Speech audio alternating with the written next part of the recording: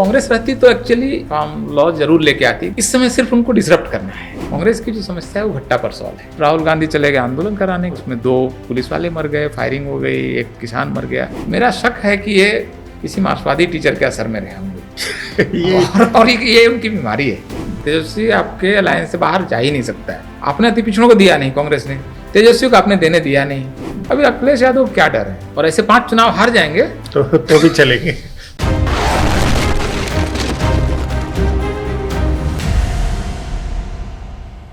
नमस्कार, मैं हूं समरेंद्र। बोले भारत में आपका स्वागत है। बोले भारत में आज हमारे साथ एक खास शख्सियत हैं। वो हैं मीडिया के दिग्गज पत्रकार दिलीप मंडल साहब। दिलीप मंडल साहब सामाजिक न्याय की लड़ाई के पुरोधा हैं और उनका जो योगदान है वो इस दौर के ज़्यादातर पत्रकारों में सबसे ज़्यादा योगदान है। इन्होंने एक ऐसी पौध तैयार की है जो आज सामाजिक न्याय के संघर्ष में चौतरफा योगदान दे रही है।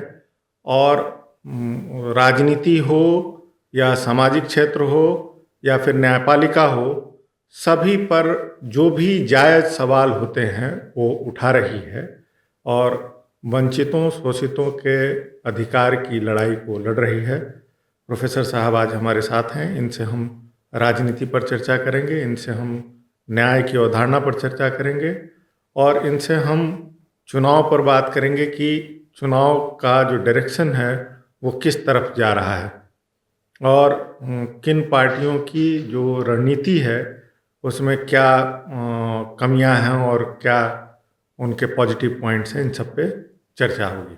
बोले भारत में आपका स्वागत है। नमस्कार, समय निकाला, ये बहुत बड़ी बात है हम लोगों के लिए। तो शुरू करते हैं सर। आम चुनाव चल रहे हैं और ये अपने अंतिम दौर में हैं, इसलिए बातचीत भी यहीं से शुरू करते हैं। प्रधानमंत्री जी ने बोला है कि 400 पार जाएंगे और विपक्ष का कहना है कि 150 आ जाए वही बहुत है। आपका क्या आकलन है? देखिए, 400 पार और 150 के मेरे लिए 2 तरह के मतलब हैं। एक तो कि ईवीएम की बहस ख़त्म हो गई, सबको इस इलेक्ट्रल सिस्टम पर भरोसा है। लोगों को लग रहा है कि सरकार जा सकती है, जो अब तक जाती रही है। ईवीएम आने के बाद बहुत सारे चुनाव हो चुके हैं और अल्टीमेटली ये साबित हुआ है कि सरकारें इस देश में बदलती हैं। मेरा यकीन तो उस दिन हो गया था जिस दिन बीजेपी की केंद्र में सरकार रहते हुए महाराष्ट्र में बीजेपी कंफर्टेबल मेजोरिटी नहीं ले पाई। और महाराष्ट्र आधा देश है अगर इकोनॉमी के हिसाब से देखें तो। कोई भी सरकार, केंद्र की सरकार अगर ईवीएम से चुनाव जीत सकती है तो वो चुनाव महाराष्ट्र में कम से कम नहीं हारना चाहेगी। तो एक तो मेरे लिए ये मतलब है। दूसरा, किसको कितनी सीटें आएंगी समरेंद्र जी, ये बहुत क्रिटिकल नहीं है। राष्ट्र इन सबसे बहुत बड़ा है, राष्ट्र का जीवन बहुत बड़ा है, राष्ट्र की यात्रा बहुत बड़ी है। मुझे लगता है वो सबसे महत्वपूर्ण सवाल है कि भारतीय राष्ट्र राज्य एज नेशन स्टेट हम कहाँ पर हैं और क्या हम ग्लोरी की तरफ जा रहे हैं या कोई हमारी बैकवर्ड जर्नी चल रही है। कोई भी पार्टी जीते, देखिए जितना हारना मतलब बहुत महत्वपूर्ण नहीं है हर आदमी के लिए जीवन में। यहाँ पर 140 करोड़ का देश है लगभग। उससे महत्वपूर्ण है क्या इस समय हम जिस कंटिन्यूटी में हैं, जिस यात्रा में हैं, वो उसकी दिशा सही है, खास करके आर्थिक रूप से और सामाजिक रूप से। और अगर दिशा सही है तो सरकार कोई भी आए उसमें एक निरंतरता की मैं कामना करता हूँ कि उसमें कंटिन्यूटी रहे। और इस मामले में मुझे लगता है कि 1990 के बाद से भारत सही दिशा में जा रहा है। 1990 तक जिसको बहुत अपमानजनक तरीके से दुनिया हिंदू रेट ऑफ ग्रोथ कहती थी, 2% 3% year on year GDP growth, उससे हम तेज विकास की यात्रा पर चल पड़े हैं। और भारत ने ऐसे ऐसे दशक देखे हैं जिसमें कि 7-8% तक जीडीपी ग्रोथ देखा है। तो 1990 की जो आर्थिक नीतियां हैं वो सही नीतियां हैं, वो साबित हुआ है। सिर्फ पिछले चुनाव और इस चुनाव के बीच में देखें तो सेंसेक्स 21,000 के आसपास था, आज 75,000 पे है। अब कहेंगे सेंसेक्स से किसको लेना देना है, सिर्फ अमीरों का मामला है। सॉरी, वैसा नहीं है। नहीं, ऐसा नहीं। 15 करोड़ डीमैट अकाउंट होल्डर इस देश में, 15 करोड़ लोग शेयर मार्केट में किसी न किसी रूप में हैं या जाने की तमन्ना रखते हैं और उसकी उन्होंने तैयारी की है। 15 करोड़, अगर वो एक व्यक्ति, एक परिवार में कई अकाउंट होल्डर हो सकते हैं, लेकिन मान लीजिए कि कई परिवारों में सिर्फ एक अकाउंट होल्डर है, तो भारत की लगभग 40-50 करोड़ आबादी शेयर मार्केट में या तो इन्वेस्टेड है या इन्वेस्टेड होने की कामना रखती है। नहीं, बड़ा इंडिकेटर है जी। शुरू से। तो इतनी बड़ी आबादी को अगर 21,000 से 75,000 की सेंसेक्स की यात्रा इस देश ने की है, तो सरकार कोई भी आए, और ये किसी एक सरकार का मामला नहीं है, ये नरेंद्र मोदी की बात नहीं है, इससे उससे बहुत बड़ी बात है, ये नरसिम्हा राव की भी बात नहीं है, किसी मनमोहन सिंह की बात नहीं है, राष्ट्र उससे बड़ा जो मैं कह रहा हूँ। तो इसमें मैं निरंतरता की उम्मीद करता हूँ जो भी सरकार आए। और दूसरा, सामाजिक नीतियों में भी अगर आप देखें तो जो ट्रिकल डाउन हुआ है या कुछ यूनिवर्सल पॉलिसीज़ बनी है कि हर किसी का घर होना चाहिए, हर घर में एक टॉयलेट होना चाहिए, हर किसी को एक मिनिमम बेसिक इनकम होना चाहिए। इन पॉलिसीज़ ने पूरे पानी को उठाया है, तो सारी नाव उठी है, मतलब सारी बोट उठी है अगर, तो इसका फ़ायदा सबको है। और इसमें किनके पास ये नहीं था, एलपीजी किनके पास नहीं थी, किनके घर में टॉयलेट नहीं था, किनके पक्के मकान नहीं थे, तो सोशल पॉलिटिक्स के हिसाब से भी खास करके SC/ST OBCs का पिछले 90 के बाद से वो नावें उठी हैं। ये बीजेपी का ये चुनावी प्लैंक भी है, लाभार्थी वाला जो है, और डायरेक्ट ट्रांसफ़र जो है बेनिफिट है वो भी है। तो क्या मतलब इससे क्या बीजेपी को फ़ायदा होगा? फिर मैं कह रहा हूँ कि ये बीजेपी या किसी पार्टी से बड़ी बात है, क्योंकि देखिए अगर भारत में इस पॉलिटिक्स की शुरुआत अगर किसी ने की थी तो वो शुरुआत तमिलनाडु से हुई थी, जो लाभार्थी योजना जिसको हम बोलते हैं कि हर किसी के पास एक मिक्सी होनी चाहिए, हर बच्चा पढ़ना चाहिए, जो या हर पढ़ते हुए बच्चे को कुछ स्कॉलरशिप मिलनी चाहिए। अब एक मिक्सी अगर एक परिवार में आ जाती है तो एक औरत का समझिए कि दिन का, और तमिलनाडु तो पीसने वाला राज्य है, डोसा इडली और चटनी का राज्य है। अब वो 2 घंटे जो पिसाई में एक औरत लगा रही थी, वो जैसे ही वहाँ से लिबरेट हुई, विमेन वर्कफोर्स के मामले में तमिलनाडु भारत का नंबर 1 राज्य बन गया। तो जिसको ये लोग फ्रीबीज बोलते हैं, जिसको लेकर सुप्रीम कोर्ट में केस भी चल रहा है कि फ्रीबीज हैं, लुटा रहे हैं, लाभार्थी बना रहे हैं, मतलब ये लोग समझ नहीं रहे हैं कि आप कैपेबल बना रहे हैं। ये कैपेबिलिटी अप्रोच है, ये लुटाने का अप्रोच नहीं है। जो मतलब अमर्त्य सेन से लेकर एस्थर डेफ्लो और ये जो सारा मॉडल है, जो उसको बाद में अभिजीत बनर्जी जिनको नोबेल प्राइज़ मिला, ये वो मॉडल है कि आप लोगों को कैपेबल बनाइए और उसके बाद वो जादू करने के लिए तैयार बैठे हुए हैं। हो सकता है कि इस बार की बेनिफिशियरी बीजेपी इसकी हो, क्योंकि बीजेपी ने रहते हुए यूनिवर्सल जो पॉलिसीज़ हैं इसको वो नए लेवल पे ले गए हैं। जैसे भारत के किसी प्रधानमंत्री को ख्याल नहीं आया था कि टॉयलेट घर में होना चाहिए, और मैंने कहीं कहा भी, इसको वो लोग नहीं समझ सकते हैं जिनके पास अपना खेत है। जिनके पास अपना खेत नहीं है, वो अगर उनके पास टॉयलेट नहीं है तो उनके घर की महिलाएं किसी और के खेत में अगर जाएंगी तो वहाँ अल्टीमेट ह्यूमिलिएशन हो सकता है, गाली पड़ सकती है, डंडे मार के भगाए जा सकते हैं, रेप हो सकता है। तो एक घर में एक टॉयलेट हो, बेशक अब वो उसको और सुविधा है और उसको इस्तेमाल न करना चाहे तो उसकी चॉइस है कि वो वहाँ पर उपले रखता है, ये उसकी चॉइस है, लेकिन चॉइस है कि वो टॉयलेट का यूज़ कर सकता है। ये अपने आप में उस आदमी को कितना कैपेबल बना रहा है।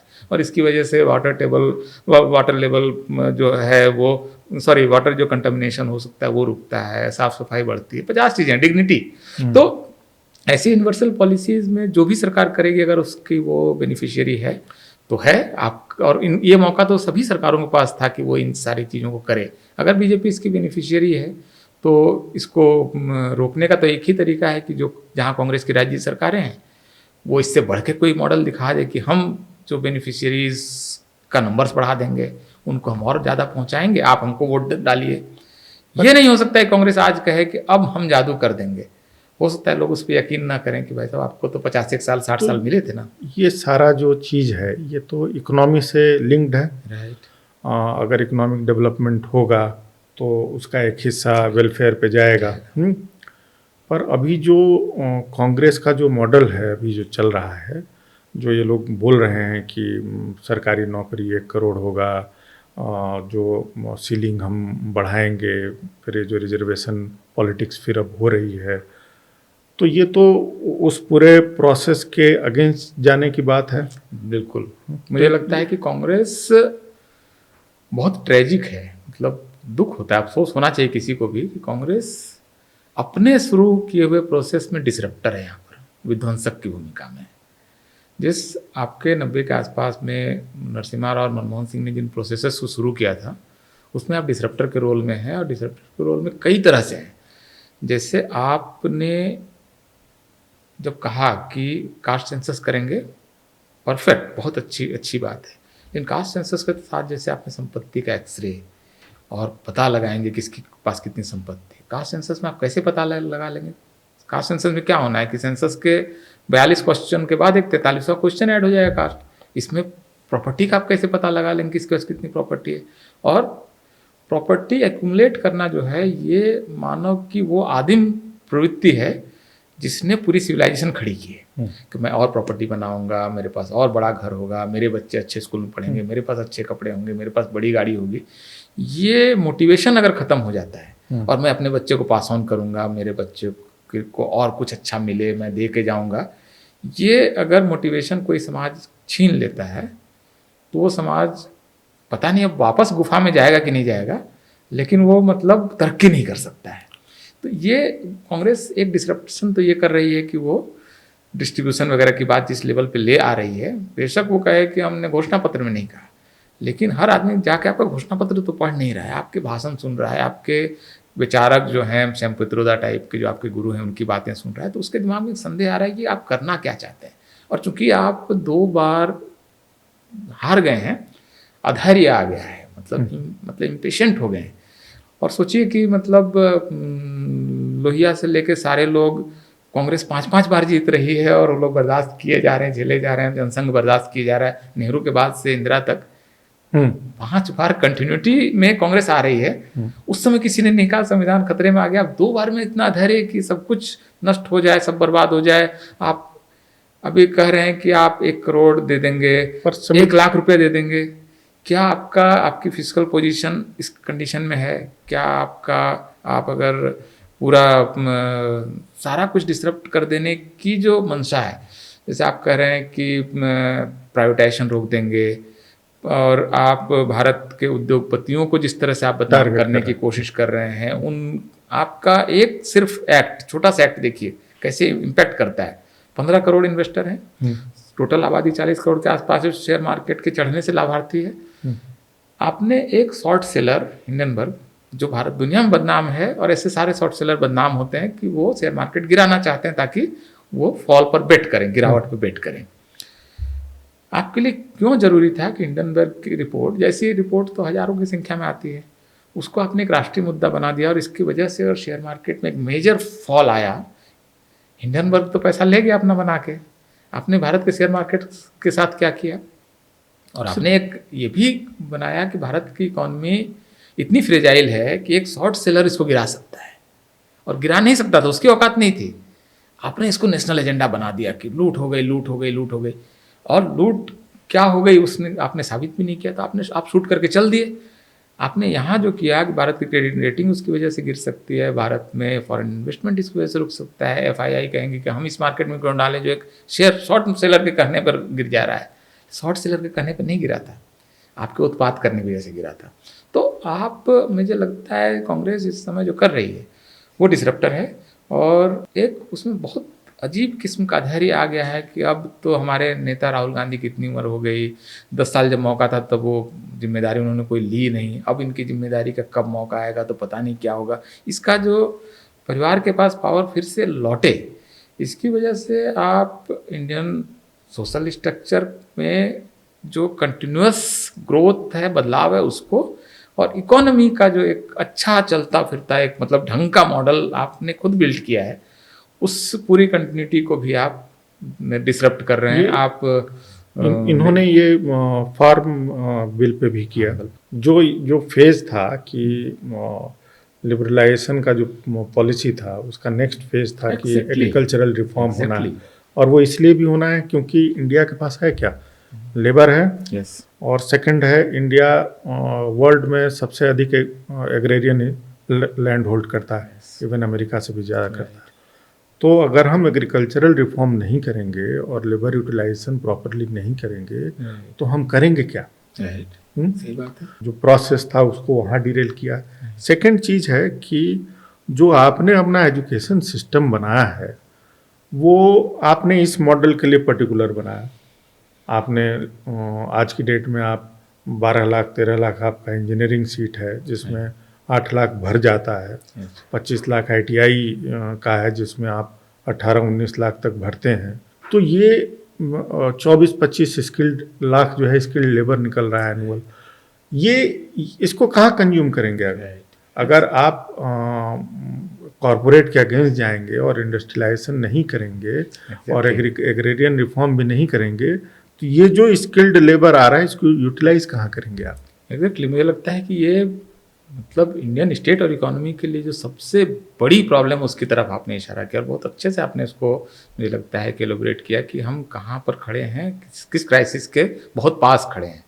अगर भारत में जो 60-65% तक आबादी इतनी सी लैंड होल्डिंग पर अगर लगातार निर्भर रहती है तो हम तबाही की तरफ जा रहे हैं। मतलब इतनी बड़ी आबादी को हम पीछे छोड़ के जा रहे हैं क्योंकि टोटल GDP में एग्रीकल्चर का हिस्सा तो लगातार घट रहा है। मतलब वो लगभग 50% था, आज की तारीख में वो 17, 16, 15 की तरफ जा रहा है और इसको और गिर जाना है। सारी दुनिया में ये हुआ है, किसी भी देश में तरक्की के साथ ये होता है। अभी जिससे आपके GDP का मान लीजिए 15% आ रहा है, इस पर अगर आपकी आबादी का 65% निर्भर है और वो अगर डाउन स्लाइड पर है तो जाहिर है कि आप 65% आबादी लगातार गरीब होती चली जाएगी। तो बहुत ज़रूरी है कि इसको आपको वहाँ से निकालना तो है ही है। 65% आबादी को आप वहाँ फंसे हुए नहीं रहने दे सकते हैं। और वही लोग हैं जो कि अगर स्किल्ड हैं तो वो दुनिया भर के काम कर सकते हैं, विदेशों में जा सकते हैं, 50 चीज़ें अगर उनको आती है तो कर सकते हैं। तो इसलिए बहुत ज़रूरी है कि उस आबादी को वहाँ से निकाला जाए। जैसे बाबा साहब भी इस बार मामले में बहुत स्पष्ट है उनकी इकोनॉमिक पॉलिसी को लेकर भी कि भारत को एक अर्बन और इंडस्ट्रियलाइज्ड नेशन बनना है, सारी दुनिया को बनना है। आप अगर वहीं पर फंसा के रख देंगे उस लेबर फोर्स को तो आपको दिक्कत होने वाली है। और इसलिए बहुत ज़रूरी है कि फार्मिंग को लेकर जो आप उसको ज़बरदस्ती का सब्सिडाइज कर रहे हैं। अभी जैसे क्या है कि सारी दुनिया फूड ग्रेन सरप्लस है, ज़्यादातर लोग अनाज फेंक रहे हैं। भारत में भी देखिए फेंका तो नहीं जाता है, भारत में अनाज अन्न का बहुत महत्व है, उसको मतलब लक्ष्मी माना जाता है और उसको लेकर बहुत सारी धारणा है। तो नदी में तो आप डालते नहीं हैं लेकिन अल्टीमेटली उसको बर्बाद करते हैं हर साल। भारत की हर सरकार करती है कि वो FCI के गोदाम में बाहर छोड़ देती है कुछ अनाज ताकि वो सड़ जाए, अंकुर निकले और उसके बाद डस्ट बन जाए और उसके बाद आप उसको निपटाते हैं। तो ये चला आ रहा है, तो मतलब कम से कम ये पिछले 15 साल 20 साल से तो मैं देख रहा हूँ। क्योंकि दरअसल आपके पास स्टोरेज वगैरह की कैपेसिटी नहीं और आपको उतनी ज़रूरत नहीं, आप सरप्लस प्रोड्यूस कर रहे हैं। नेक्स्ट फेज में जब आपकी मल्टी लेयर फार्मिंग आएगी तो एक खेत का 9 खेत बन जाना है, क्योंकि आप मल्टी लेयर पर जाएंगे, जो दुनिया जा रही है, वेस्टर्न इकोनॉमी जा चुकी है, अब शुरू हो चुका है हाइड्रोपोनिक्स और नए तरह के एग्रीकल्चर आ चुका है। तो आप जितना कंज्यूम कर रहे हैं उससे ज़्यादा आप प्रोडक्शन कर रहे होंगे। तो इस समय भारत का कोई राज्य ऐसा नहीं है जो फूड डेफिसिट में है। छत्तीसगढ़, झारखंड, बंगाल, सारे फूड सरप्लस, बिहार, सब एक राज्य से दूसरे राज्य इधर से उधर अनाज जा रहा है, क्योंकि आपको अपने राज्य में किसी को अंदाजा नहीं करना क्या ये राइस मिल में इधर से उधर जा रहा है, पूरे बिहार क्रॉस करके यहाँ से बक्सर से अनाज मतलब वो बंगाल के मिल में जा रहा है। तो फूड सरप्लस जब आप हो चुके हैं तब आप कुछ इलाकों के किसानों को, जिन्होंने बहुत ऐतिहासिक भूमिका निभाई है 70s में कि भारत का उन्होंने पेट भरा है, उसके लिए आपने उनको उनका कंपनसेशन है कि जब अनाज सरप्लस हो गया तो भी आप 15 साल तक आप MSP दे के उनको, और मतलब आप उसको इनाम आपने दे चुके, लेकिन दे चुके भाई साहब। अगर अब भी आप यहाँ से अनाज खरीदेंगे जबकि कोई राज्य को चाहिए नहीं, आपसे मांग कौन रहा है? तो सिर्फ इसलिए कि आदत पड़ी हुई है। नहीं, होना भी यही चाहिए कि बिहार को अगर जरूरत है तो बिहार से पूरा हो, हाँ, और अगर बहुत जरूरी पड़ता है तो वो छत्तीसगढ़ से आ जाए, यूपी से आ जाए, कहीं से आ जाए। मुझे लगता है कि 50 लाख टन तो उन्होंने सेंट्रल पूल में छत्तीसगढ़ ने दिया है, वो बिहार को दे दे। आप ये क्यों जरूरी है कि पंजाब, हरियाणा और वेस्टर्न यूपी के किसानों को आप MSP की सब्सिडी अनंत काल तक इसलिए देते रहें कि कभी आपने दिया था, फिर उन्होंने एक समय वो अन्नदाता बने, उन्होंने भारत का पेट भरा, इसके लिए आपने उनको 30 साल दिया ना। अब सबसे रिच हैं वो, अब उसका फायदा मिला। ये इस प्रदेश, इस इलाकों को आपने कम इंडस्ट्रियलाइजेशन के बावजूद आपने इसको अमीर बना दिया, अब अमीरी दे दी ना।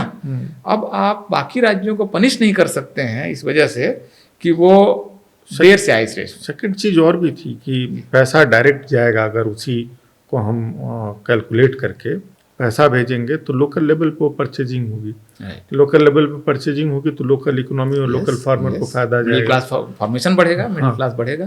तो ये सारा प्रोसेस जो था ये तो तय हुआ था ना कि इस लिबरलाइजेशन के बाद नेक्स्ट फेज में एग्रेरियन रिफॉर्म होगा, और ये सारी चीज़ें जब तय हुई थी तो उसको इन लोगों ने क्या किसी प्रेशर में किया, या इनको समझ ही नहीं हो रही है? नहीं, ये कांग्रेस रहती तो एक्चुअली यही करती। कांग्रेस की सरकार इस समय फार्म लॉ जरूर लेके आती है, क्योंकि फार्म रिफॉर्म उनके एजेंडे पे था। इस समय सिर्फ उनको डिसरप्ट करना है। अच्छा, इस समय ये इकोनॉमिक्स कर ही नहीं रहे हैं। अच्छा, किसी तरह सरकार गिरा देना। हाँ, पॉलिटिक्स के यहाँ पर। अच्छा, अगर हम इनने ये किसान को एमएसपी अगर चाहता है तो ये तो नाराज हो जाएगा, तो सरकार से नाराज हो जाएगा, तो चलो इसका फायदा उठाते हैं। मतलब ये पॉलिटिक्स को आप राष्ट्र से ऊपर जब रखते हैं तभी हो सकता है कि आप जिस लिबरलाइजेशन प्रोसेस का नेचुरल कोरोलरी था फार्म रिफॉर्म, आप उसके खिलाफ खड़े हो गए। और ये कैसे होता है, देखिए मैं आपको एक उदाहरण दे रहा हूँ। ये उदाहरण में बहुत फेमसली मैंने उसको कहा है, उसकी काफ़ी चर्चा भी हुई है कि कांग्रेस की जो समस्या है वो भट्टा परसौल है। अच्छा, Bhatta Parsaul is the problem of Congress. कि आपको बहन की सरकार है, बहन की सरकार को आपको डिसरप्ट करना है यूपी में। अब ये आपका पॉलिटिकल एजेंडा, आपको लग रहा है कि यूपी बिहार जब तक नहीं आएगा तब तक हम पुरानी ग्लोरी पे नहीं जा पाएंगे, क्योंकि यूपी बिहार जैसे ही ये जो सोशल पॉलिटिकल प्रोसेसेस हुए, बहुजन आंदोलन और समाजवादी आंदोलन की कामयाबी के बाद आपकी यूपी बिहार में आपकी सीटें खत्म हो गई। मतलब ले दे के कभी एक दो बार आ गया, लेकिन जनरली आप इन दो राज्यों को मिला के 20 का आंकड़ा नहीं पार कर पाते हैं। जब 20 नहीं पार कर पाते हैं तो जाहिर है कि आप देश पर एक छत्र राज नहीं कर पाएंगे। तो अब उनको डिसरप्ट करना है। तो डिसरप्ट करने के लिए आप क्या कर रहे हैं, 2-3 चीज़ें कर रहे हैं। डिसरप्ट करने के लिए पहले तो बहन जी के खिलाफ आप 10 मुकदमे डाल दिए, जो इनकी आदत है। इसके ईडी का इस्तेमाल बहुत बाद में हुआ है। ये इन्होंने सिखाया, बनाया भी इन्होंने ही है। सीबीआई थी ही नहीं, सीबीआई राज्यों में घुसे इसके लिए एक अलग से पुलिस फोर्स बनाई गई थी, कांग्रेस ने बनाई थी। सीबीआई जो है वो दिल्ली पुलिस एक्ट से बना है और उनको राज्यों के अधिकार दिए गए। वो तो अपने लोगों के खिलाफ करते अपने थे, लोगों के खिलाफ अपने नेटवर्क को नापा इन लोगों ने, अपने मुख्यमंत्रियों को गिराते थे वो इससे, क्योंकि कोई और दुश्मन था ही नहीं उस समय, अपने ही मुख्यमंत्री तो उन्हीं को गिराया कर रहे थे। खैर, तो बहन जी को अपने केस उसमें फंसाया है। उसके बाद आपने क्या किया कि ताज कॉरिडोर बन रहा था। समरेंद्र जी, आप कल्पना कीजिए, अगर आप कई बार गए होंगे ताजमहल यमुना नदी के एक तरफ है और दूसरी तरफ से खेत शुरू हो जाते हैं। अभी जहाँ खेत शुरू हो जाते हैं वो ताज कॉरिडोर अगर बनता और 20 5 स्टार होटल होते और 10 मॉल होते और 100-200 बड़े रेजिडेंशियल कॉम्प्लेक्स होते, एक मार्केट होता, और मतलब वो अगर इलाका डेवलप हो गया होता, मेरा अनुमान है कम से कम 5 लाख लोगों का वहाँ रोजगार होता। और वो जगह भी सुंदर लगती अगर आपने उसको ढंग से डेवलप कर लिया था। आप रिवर फ्रंट बना देते, 50 चीज़ें कर सकते थे जो उस योजना में था। अभी आपने मुकदमेबाजी करके इसको रोक दिया। या इस समय जो आप अभी, जैसे मैं इस समय जहाँ बैठा हुआ हूँ अभी, हम लोग नोएडा में, यहाँ से मेरा मन करता है कि कल मुझे बिहार जाना है। एक ऑप्शन है कि फ़्लाइट से चले गए, दूसरा है कि ट्रेन से गए। अगर इन दोनों में टिकट नहीं मिला और फ्लाइट अगर महंगी है तो मैं बस में सवार हुआ और 15-16 घंटे में या 14 घंटे में बिहार पहुंच गया। ये क्यों संभव हुआ? क्योंकि यहाँ से लेकर अब बिहार तक एक एक्सप्रेसवे बन गया, एक सुपर हाईवे बन गया है। इसकी शुरुआत होनी थी यमुना एक्सप्रेसवे से, नोएडा से, आप दिल्ली से आप उसको जोड़ रहे थे आगरा को फर्स्ट फेज में। और आज की तारीख में ये सुपर हाईवे जो है, एक्सप्रेसवे है, इसके आसपास हो सकता है कि 1 लाख करोड़ की इकॉनमी ऑलरेडी तैयार हो रही है, क्योंकि जेवर एयरपोर्ट होगा, फिर वहाँ पर फिल्म सिटी होगी और तमाम रेजिडेंशियल कॉम्प्लेक्स। और मतलब आज की तारीख में कोई आदमी सोचता है कि मैं बुंदेलखंड से सब चीज़ दिल्ली भेज दूँ तो भेज सकता है, 7-8 घंटे में उसकी ट्रक आ जाती है। तो इकोनॉमिक मतलब एक तरह से प्रॉस्पेरिटी का एक कॉरिडोर बना है। अब भाई साहब राहुल गांधी, उनको यूपी चाहिए तो डिसरप्ट करना है तो ये चले गए भट्टा परसौल, और कांग्रेस ने उस आंदोलन को हवा दे दी। भट्टा परसौल से होते हुए इस सड़क को गुजरना था तो लैंड एक्विजिशन होना था। लैंड एक्विजिशन सेंट्रल गवर्नमेंट की पॉलिसी होती है, उसी के हिसाब से उन्होंने कंपनसेट किया और सरकार, किसान थोड़ा बहुत आंदोलन कर सकते थे, उसको राज्य सरकार अपने ढंग से टैकल कर लेती, कई बार कुछ दे कर, कई बार आयरन हैंड से जो करना पड़ता है। आज की तारीख में भट्टा परसौल के लोग बेहद खुशहाल हैं, क्योंकि उनके आसपास की उनकी ज़मीनें अब महंगी हो गई हैं। भाई साहब राहुल गांधी चले गए आंदोलन कराने के लिए, और आंदोलन वो कांग्रेस ने किया, उसमें 2 पुलिस वाले मर गए, फायरिंग हो गई, एक किसान मर गया। ये होता है डिसरप्शन। तो लगातार करते हैं। इन्होंने दादरी प्रोजेक्ट भी तो इन्होंने मुलायम सिंह के समय पूरा डिरेल किया। और नहीं, और ये भी नहीं है कि उनको लैंड एक्विजिशन से कोई शिकायत है, पर उसी समय इससे इनको फायदा तो नहीं मिल रहा है ना। अब कोशिश कर रहे हैं ना, लेकिन उसी समय आप छत्तीसगढ़ में अपने पसंद के उद्योगपतियों को जमीन मिल सके, इसके लिए आप ऑपरेशन ग्रीन हंट करके आदिवासियों को मार भी रहे थे उसी समय। तो आपकी पॉलिसी नहीं थी कि लैंड एक्विजिशन ना हो, आपकी पॉलिसी थी कि यूपी गवर्नमेंट को डिसरप्ट करने के लिए ये वाला लैंड एक्विजिशन हमको नहीं होने देना। वैसे भी ये मैदानी इलाका था। ये कोई ऐसा भी नहीं कि जंगल था या कुछ नहीं था। तो आप भट्टा परसल करने गए क्यों थे? अब राहुल गांधी लगातार रोते हैं कि भट्टा परसल के बाद कॉर्पोरेट मेरे खिलाफ हो गया। बिल्कुल खिलाफ हो जाएगा, क्योंकि आप कहीं भी लैंड एक्विजिशन तो होना ही है ना। दुनिया में कौन सी इंडस्ट्रियल देश बना है जिसने कि एग्रीकल्चर लैंड को एक्वायर की बगैर इंडस्ट्री खड़ी हुई है? कहीं नहीं हुई। तो ये, और आपका शुरू किया हुआ प्रोसेस है, इंडस्ट्रियलाइजेशन तो होना ही है ना, नेहरू के समय से चला आ रहा है। आपने, जैसे मैं जिस शहर का हूँ झारखंड में, वहाँ आपने 60 पंचायत का लैंड एक्वायर किया, तभी एक प्लांट, स्टील प्लांट बना। तो आप ही तो कर रहे थे। हाँ, सब आपको किसी को नहीं, बस किसी को नहीं होने देना है।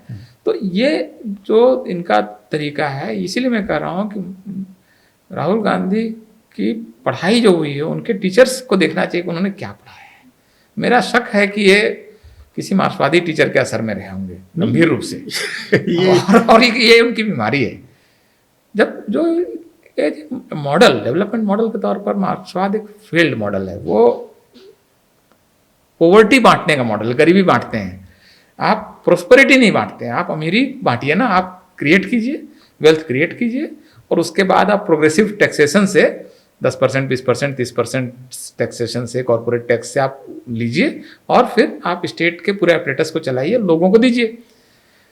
जैसे मतलब फिर मैं तमिलनाडु का उदाहरण दे रहा हूँ भाई। आज की तारीख में तमिलनाडु गवर्नमेंट का मन करता है कि 7,000 करोड़ दे के जो लड़कियां पढ़ रही हैं, वो जब तक पढ़ती रही 1,000 रुपया हर महीने देते रहेंगे।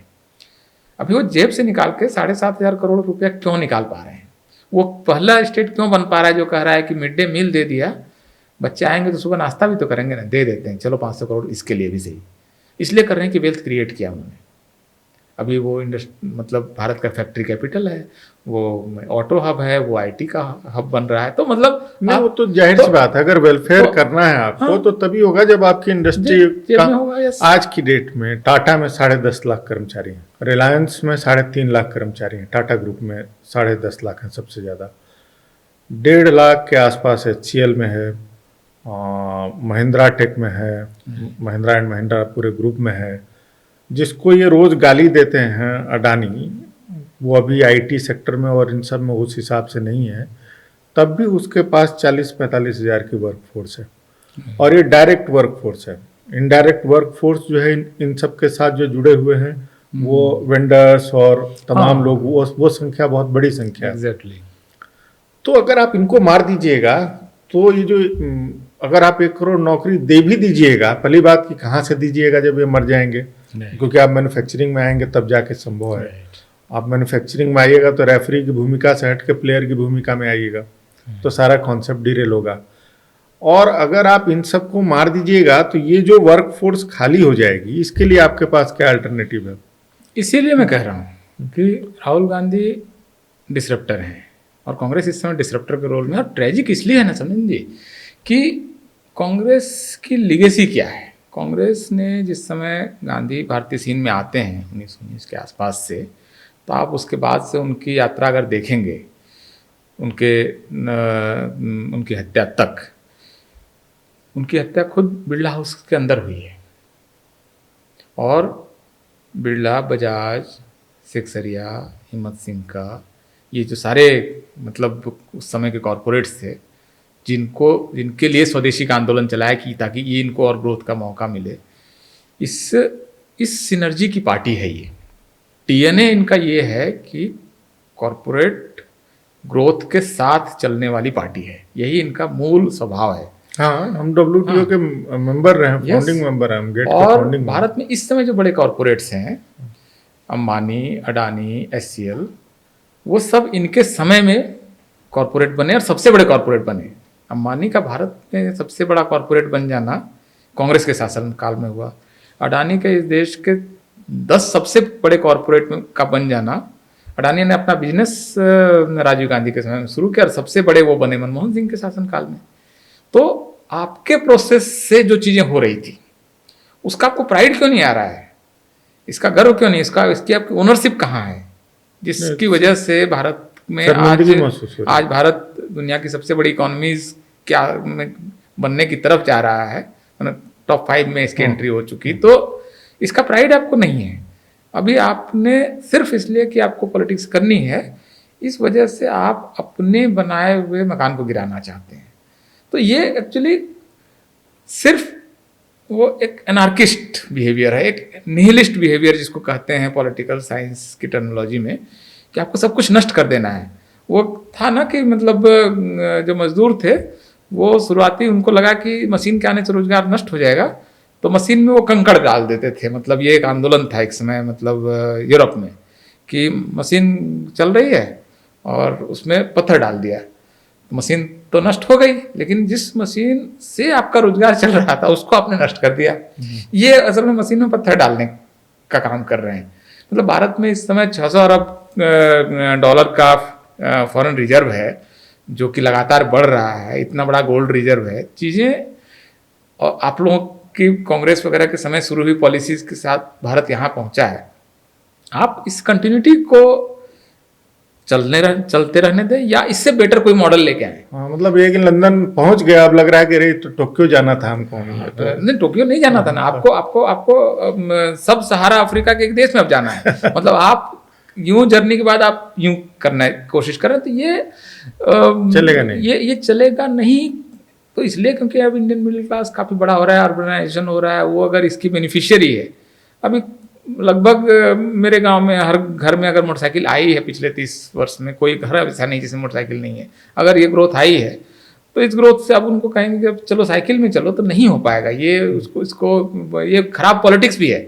ये सब खराब इकोनॉमिक्स नहीं है, ये खराब पॉलिटिक्स भी है कि आप इंडियन मिडिल क्लास को डराएं कि सबकी मैपिंग होगी और उसके बाद कुछ बंटवारा होने वाला है, एक्सरे करने वाले हैं, कर नहीं पाएंगे। और इसमें एक चीज़ और है, एक जगह ये और गलत कर रहे हैं।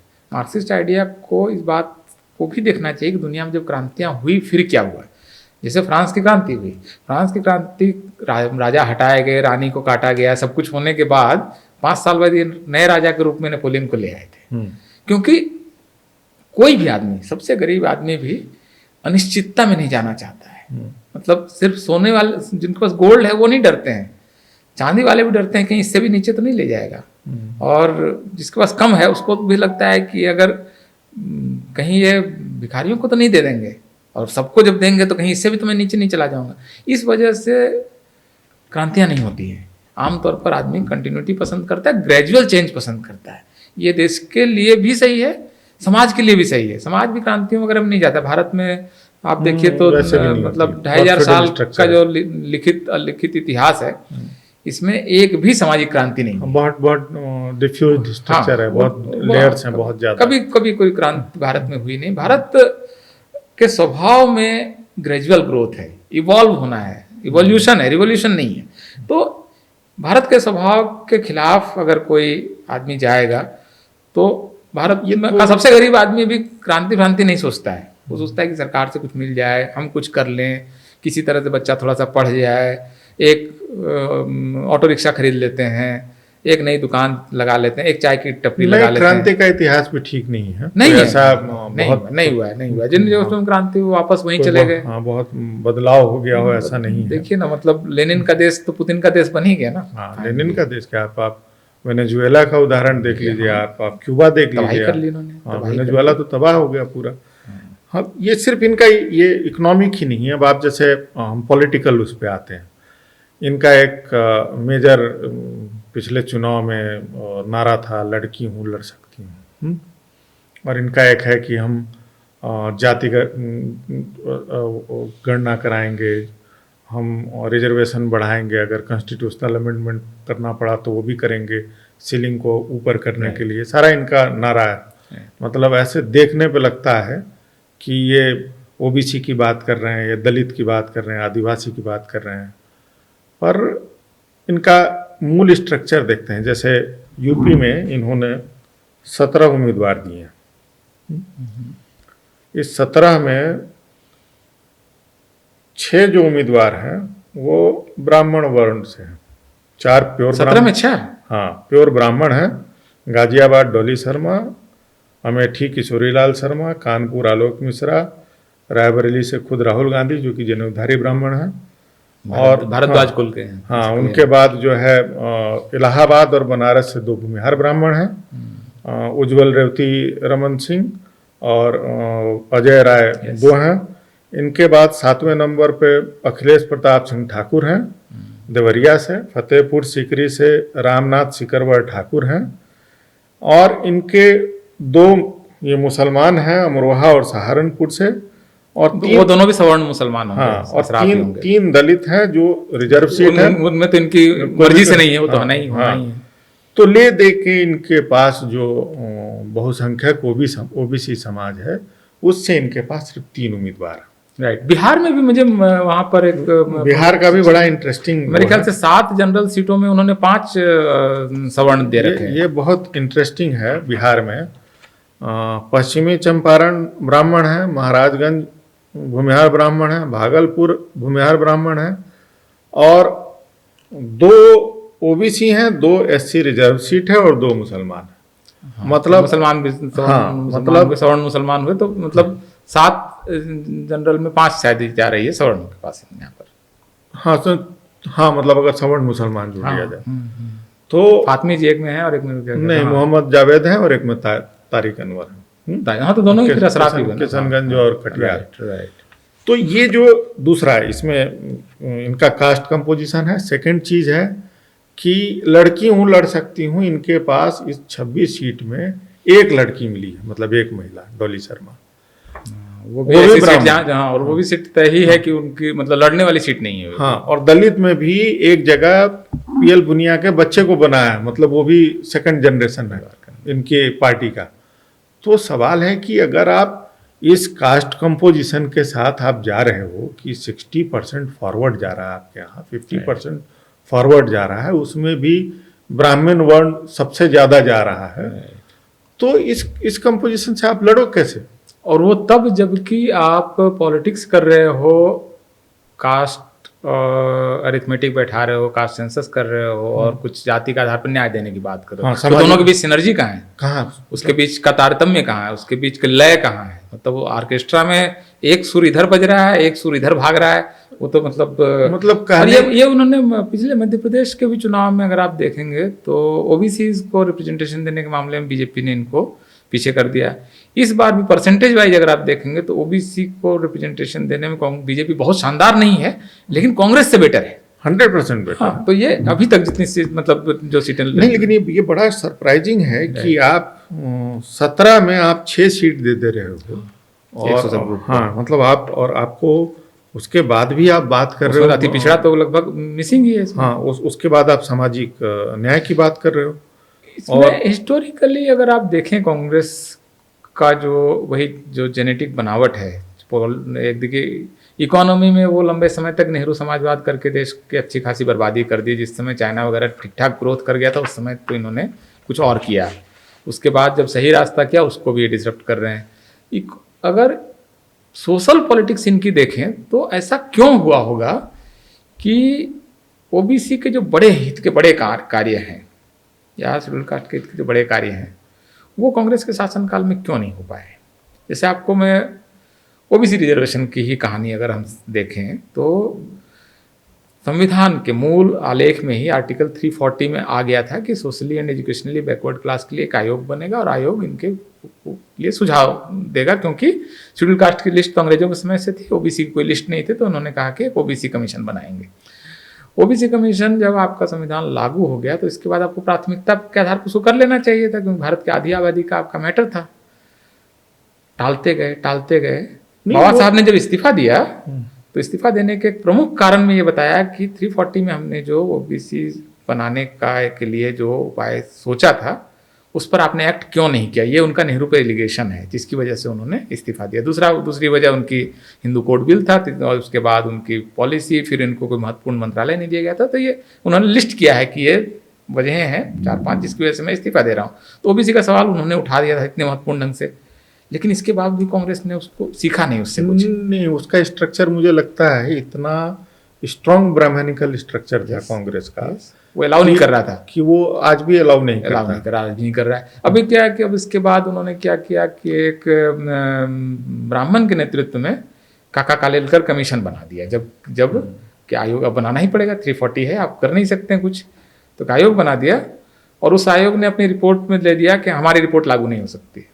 बताइए तो रिपोर्ट क्यों दिया? तो उन्होंने 3-4 साल खराब किया, उसको रिपोर्ट दे दी।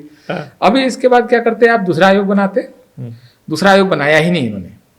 सरकारें चलती रही, नेहरू का पीरियड खत्म हुआ, फिर इंदिरा गांधी का पीरियड शुरू हुआ, आयोग बनाया ही नहीं। अब जनता पार्टी की गवर्नमेंट आती है तो वो बीपी मंडल कमीशन बनाती है 1978 में, और बीपी मंडल की कमीशन अपनी रिपोर्ट 1980 में दे देती है। तब तक सरकार बदल गई है, इंदिरा गांधी की सरकार फिर से आ चुकी है।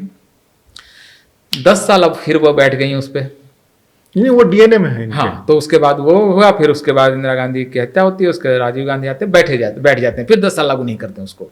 अब आज़ादी के बाद किसी वर्ग को अगर आप, जो देश 47 में आज़ाद हुआ, 1990 तक उसको आप कोई राइट्स ही नहीं देंगे जो डिजर्विंग नहीं, है, और उसके मतलब बाद आधी आबादी को आप राइट्स नहीं देंगे, वादा किया गया और उसके बाद राहुल गांधी आज पूछेंगे कि ओबीसी का अफसर कहाँ है।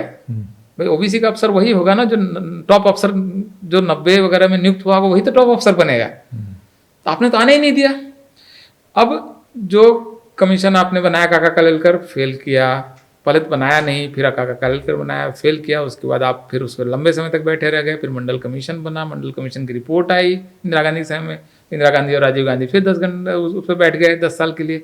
फिर बीपी सिंह आते हैं, बीपी सिंह के हाथों ये शुभ कार्य होता है देश के हाथों, 50% को भी हमको राष्ट्र की मुख्य धारा में जोड़ना है।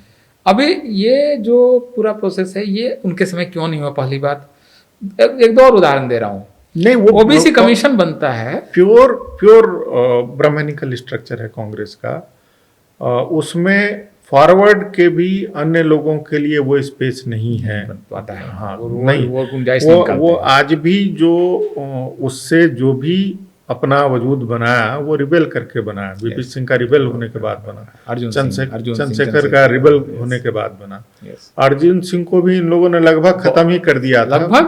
लगभग नहीं, पूरी तरह खत्म किया। अर्जुन सिंह ने के हाथ से एक पाप हो गया इनके हिसाब से। 2006 में इन्होंने उच्च शिक्षा में आरक्षण लागू कर दिया सरकार की मर्जी के खिलाफ। बकायदा उन्होंने उस समय, उनकी चिट्ठियां हैं कि हम चाहते हैं इसको लागू करें, और वो नहीं लागू कर रहे हैं। बहुत दिलचस्प उस समय के अखबार अगर आप देखेंगे तो ये सब चल रहा था। अब उन्होंने लागू करने की घोषणा कर दी थी, उनकी तो मजबूरी होगी लागू करने की।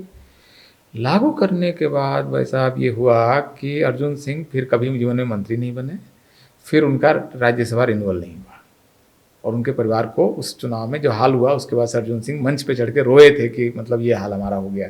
तो इतना पनिश किया गया कि वो वहाँ से फिनिश हो गए। और उनका जो एचआरडी मंत्रालय था वो किसको दे दिया? कपिल सिब्बल को, जिन्होंने 2006 में विरोध किया था ओबीसी आरक्षण का। कैबिनेट में मंत्री रहते हुए विदेश से, देश की धरती के बाहर जर्मनी से उन्होंने बयान दिया था कि अर्जुन सिंह ने गलत किया है, ओबीसी रिजर्वेशन लागू कर दिया। तो अर्जुन सिंह का ह्यूमिलिएशन सिर्फ इतना नहीं, उनको हटा दिया गया कि आपको न सिर्फ हटाएंगे, आपकी जगह हम एक ऐसा आदमी लाएंगे जो उस समय जिसने आपका विरोध किया था। इतना ह्यूमिलिएशन, इतना अपमान। अच्छा, कपिल सिब्बल तो बड़ा इंटरेस्टिंग कैरेक्टर है। एक बार मैंने सुना तो क्या बताऊं मैं, मतलब वो इस देश का कितना बड़ा विलेन है, लोगों का अंदाजा नहीं है। कॉन्स्टिट्यूशन क्लब में एक वो हो रहा था, कॉन्फ्रेंस टाइप का था, डिबेट वगैरह का। उस समय 2G स्पेक्ट्रम और ये सारे मामले चल रहे थे, तो मीडिया थोड़ा एक्टिव था। वहाँ बोलता है कि आप लोग कितना भी लिखो छापो, इससे हमको कुछ फर्क थोड़ी पड़ता है। मतलब ये जो एरोगेंस लेवल है, ये किस लेवल का एरोगेंस लेवल है कि आप कुछ भी कर लो, हमको कुछ फर्क नहीं पड़ता है। कितना, मतलब देखिए इस आदमी का पाप कितना है कि आज रो रहे हैं कपिल सिब्बल ना कि जुडिशरी नष्ट हो गई, इंडिपेंडेंस नष्ट हो गया, और रोज रोते हैं, रोज पॉडकास्ट कर रहे हैं। कॉलेजियम सिस्टम लाने के लिए जो कोर्ट केस हुआ था, जो रंगनाथ मिश्रा के षड्यंत्र की वजह से हुआ, रंगनाथ मिश्रा तो एक अलग ही टॉपिक है, जिस पर बात करनी चाहिए। तो रंगनाथ मिश्रा को अपने भतीजे को जज बनाना था, इस चक्कर में उन्होंने बहुत सारे पाप किए। दीपक मिश्रा जो जज बने और बाद में फिर चीफ जस्टिस बनते हैं, तो वो उन्होंने कॉलेजियम का केस खोल दिया और केस खोल के फिर केस हुआ और उसमें कपिल सिब्बल वकील थे। आज जिस चीज के लिए रो रहे हैं उसकी बुनियाद की ईंट इन लोगों ने डाली थी। और मतलब इस देश में जो भी मतलब कोई उत्पात करना चाहता है उसके वो वकील हैं। हाँ, कोई भी आपको उत्पात करने नहीं बस वो भी है। मतलब आप देखिए जुडिशरी का क्या हालत है और इन लोगों का, ये लोग क्या करते हैं। जुडिशरी पर तो हमको बिल्कुल अलग से बात करनी चाहिए, तो खैर अलग ही मतलब हाँ, पर बड़ा सीरियस है। लेकिन ये कि ये जो कांग्रेस की वृत्ति है कि जैसे बहुत सारे छोटे छोटे काम, 2-3 मैं आपको उदाहरण दे रहा हूँ। पिछड़ा वर्ग आयोग बना, पिछड़ा वर्ग आयोग को संवैधानिक दर्जा मिलने के लिए 30 साल का इंतजार करना पड़ा, तब जाके नरेंद्र मोदी के कार्यकाल में इसको पिछड़ा वर्ग आयोग को संवैधानिक दर्जा मिला। और तब तक क्या होता था, जब तक संवैधानिक दर्जा नहीं मिला था तब तक पिछड़ा वर्ग पर कोई अत्याचार या कोई चीज हुआ तो इसकी शिकायत शेड्यूल कास्ट कमीशन में करनी पड़ती थी, क्योंकि पिछड़ा वर्ग आयोग को अपने राइट्स ही नहीं दिए थे। और ये अब जाके ये सॉल्व हुआ है कि एक किसी टीचर का अगर प्रमोशन रुका है और उसको लगता है कास्ट की वजह से रुका है और ओबीसी का टीचर है, वो शिकायत करना चाहता है, तो उसके लिए जिंदगी में पहली बार एक मौका है अब कि वो जाके शिकायत कर सकता है। सुनवाई हो कितनी हो अलग हो बात है, एक मतलब एक रास्ता खोल दिया, कम से कम स्ट्रक्चर बना दिया गया। अब स्ट्रक्चर है, अब इसके बाद तमाम तरह से उनकी शिकायतें की सुनवाई हो रही है आज की तारीख में। कि हमारा क्रीमिलियर का नियम है, मुझे पसंद नहीं है, मैं पिछड़ा वर्ग आयोग में जाता हूँ ना, आज की तारीख में ऑप्शन है। तो ये रास्ता नहीं खुला। नवोदय स्कूल राजीव गांधी ने बनाया, नवोदय स्कूल खास करके ग्रामीण इलाकों में, अच्छे स्कूल नहीं थे तो ग्रामीण इलाकों के बच्चे जा सके, हर जिले में एक स्कूल बनाया। उसमें ओबीसी रिजर्वेशन का इंतजार तब तक करना पड़ा जब तक नरेंद्र मोदी ने नहीं किया, अब जाके लागू हुआ है। उसमें बताइए, कर सकते थे ना। या ओबीसी को काउंसिल ऑफ मिनिस्टर्स में पर्याप्त हिस्सेदारी। मनमोहन सिंह की कैबिनेट जिस दिन सत्ता से बाहर हुई है 2014 में, उस पूरी कैबिनेट में एक कैबिनेट मंत्री था ओबीसी का, सिर्फ वीरप्पा मोइली, वो भी साइड लगाए हुए। आज की तारीख में 27 काउंसिल ऑफ मिनिस्टर्स हैं इस सरकार में। तो आप जब ओबीसी को मारेंगे, ओबीसी को किनारे लगाएंगे, उसको हक अधिकार नहीं देंगे और ओबीसी छिटक जाएगा तो आप कहेंगे सांप्रदायिक हो गया। ओबीसी तो सांप्रदायिकता की पालकी ढोता है। भाई साहब आपने धक्के मार के निकाल दिए ना। आपने नहीं, सांप्रदायिकता की डेफिनेशन भी इनकी बड़ी बहुत अजीब है। लालू यादव को नष्ट करने की सारी कोशिशें कांग्रेस के समय हुई, सारी कोशिशें। सीबीआई को केस इनके समय गया, पहली बार जेल हो गए इसी के समय में, पहली बार इनका कन्वेक्शन 2013 में हुआ। अटल बिहारी वाजपेयी की इससे पहले 6 सरकार आ चुकी थी, उन्होंने केस को फास्ट ट्रैक करके लालू यादव को सजा नहीं दिलवाई। इस केस को फास्ट ट्रैक करके सजा किसने दिलवाई? मनमोहन सिंह ने, मतलब उस सरकार ने। और सीबीआई कोर्ट है वो, मतलब आप समझ सकते हैं वो, मतलब सीबीआई कोर्ट, सीबीआई किसके अधीन है आपको पता है। सीबीआई कोर्ट से आपने इसको सजा दिलाई और इसके बाद वो कभी चुनाव न लड़ सकें और संसद से बाहर हो जाएं, ये बंदोबस्त किसने किया?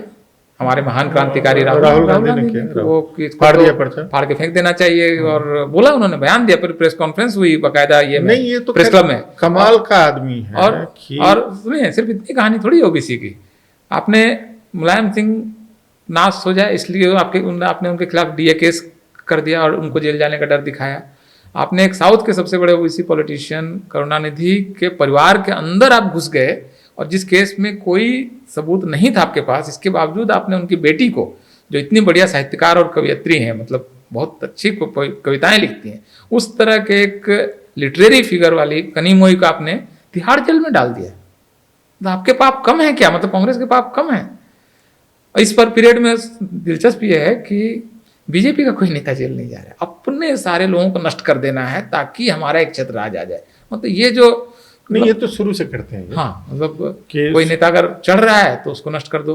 अपने भीतर भी सबसे ट्रस्टेड एलाई लालू, सबसे उस समय ट्रस्टेड एलाई, सबसे बड़ी पार्टनर डीएमके, इन दोनों पार्टियों को नष्ट कर देना। तेजस्वी का भी इन्होंने नुकसान किया। अभी जो ये पूरा मीटिंग हुआ जिसमें से फिल्टर होके आया कि जब सोनिया गांधी ने समअप कर दिया कि मल्लिकार्जुन खड़गे चेयरमैन रहेंगे और नीतीश कुमार जो है कन्वीनर हो जाएंगे, तो सोनिया गांधी के समअप करने के बाद उछल के बोलने की क्या जरूरत थी कि आप ममता से पूछ लेते हैं?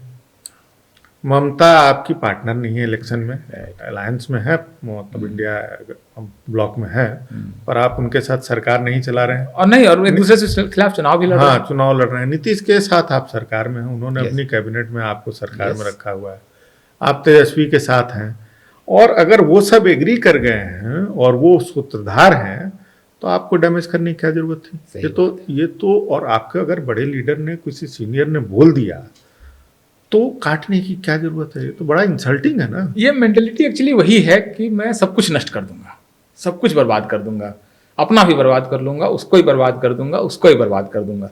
मतलब ये जो वृत्ति है ना, ये बिल्ट नहीं कर सकती है, ये नष्ट कर सकती है। इसीलिए मैं इनको निहिलिस्ट बोल रहा हूँ कि मुझे वही है कि मशीन में पत्थर डाल दूंगा।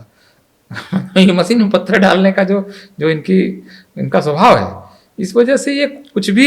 हाँ, ये है। अभी इस चुनाव में देखिए, टीम प्रियंका ने सपा के खिलाफ काम शुरू कर दिया था, और गठबंधन की बात हो रही है और आप उनके लोगों को तोड़ना शुरू कर रहे हो, उन्हीं को पोक करना शुरू कर रहे हो। अरे भाई, आपके पास बहुत सारा स्टेट है जहां आप सीधी फाइट में, आप उधर ध्यान दे लो, लड़ लो, सही बात है। वो एक वहां पर ये एक्सपेरिमेंट्स करने की क्या जरूरत है?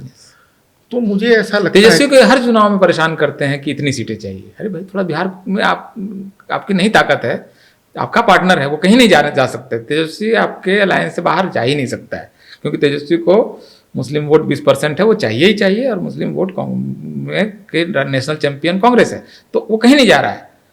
उस आदमी से आप चलो 2 सीट कम ही ले लो भाई, क्यों जिद कर रहे हो? कि मतलब तेजस्वी इस चक्कर में क्या हुआ कि उनको यादव भी मैनेज करना है, उनको मुसलमान भी मैनेज करना है, इस चक्कर में अति पिछड़ों को दे नहीं पाए।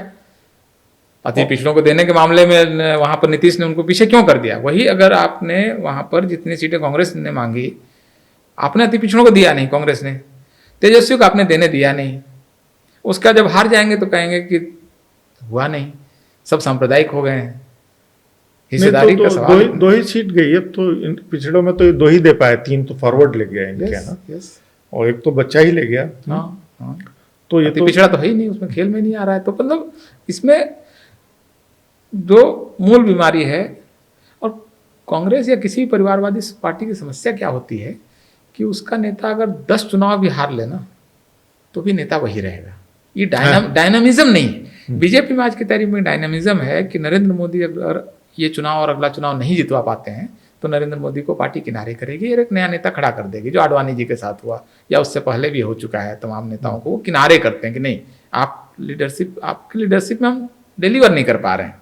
और कोई भी गतिशील पार्टी ये करती है, मतलब ये प्रकाश कारात गए और येचुरी आए, मतलब ये प्रयोग करते हैं, सक्सेसफुल हो ना हो।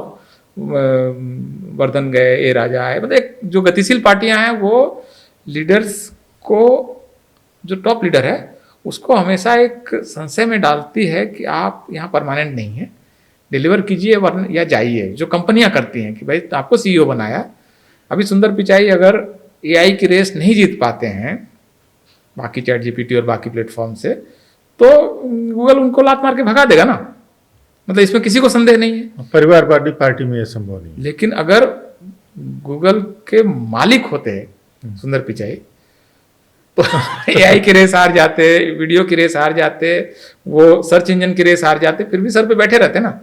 तो ये मालिक, पार्टियों का जो चीफ होता है ना, उसको मालिक की जगह सीईओ होना चाहिए। सीईओ अगर है तो सीईओ का हमेशा डर रहेगा कि लात मार के भगा दिए जाएंगे, पार्टी को करके दो, जिता के लाओ। अभी अखिलेश यादव क्या डर है? कोई डर नहीं। वो मतलब अभी कितने चुनाव हार चुके, वो 12 हार चुके, नहीं 12 नहीं, 12 तो जीता उन्होंने, 14 हारे, 17 हारे, 19 हारे, 19 हारे, 22 हारे, 22 हारे, और ऐसे 5 चुनाव हार जाएंगे तो भी चलेंगे, पार्टी तो रहेगी। अभी भी वही अध्यक्ष बने रहेंगे। बदायूं वाला जो है वो आजमगढ़ चला जाएगा, आजमगढ़ वाला बदायूं आ जाएगा, वाला बदायूं हारेगा, आजमगढ़ में हारेगा, फिर बदायूं हारेगा, फिर भी वो आजमगढ़ अगली बार जाएगा। जैसे अभी 5 इन्होंने यादव दिए हैं पूरे प्रदेश में, और 5 के 5 इनके अपने परिवार से, जबकि इनको सबसे ज्यादा यादव वोट पूरब से मिलेगा। और उधर से वहां से एक भी कैंडिडेट नहीं। एक भी नहीं है। वो आजमगढ़ में भी जो लड़ रहा है वो, और उसके बाद किसी समय यादव नाराज होकर किसी और पार्टी में चला जाएगा तो बोलेंगे यादव गद्दार हो गया। अच्छा, ये जो गद्दारी वाला भाव है, ये जो कि वोटर नहीं हुआ, वो कोई जरखरीद गुलाम हो गया हमारा, ये कम्युनल हो गया। आप ओबीसी को लात मार मार के उसका मतलब शरीर सुझा देंगे, उसके बाद ओबीसी ऑप्शन देखने के लिए कहीं जाएगा तो वो सांप्रदायिक हो गया और वो गद्दार हो गया, और उसको तो मतलब अजीब हो गया। अरे आप नहीं देख रहे हो कि लग रहा है कोई परिवार का वो चल रहा है, मिल्कियत है उसका बंटवारा हो रहा है। कि एक खानदान है जो शादी भी, दो खानदान है प्रदेश के, वो शादी भी कर लेते हैं एक दूसरे से, और दो प्रदेश में उनकी नहीं चलेगा ना, रूल हो जाती है। भारत की सारी जातियां जग गई हैं, इसमें जागृत अवस्था में है, और हर जाति देख रही है कि हमारा क्या है।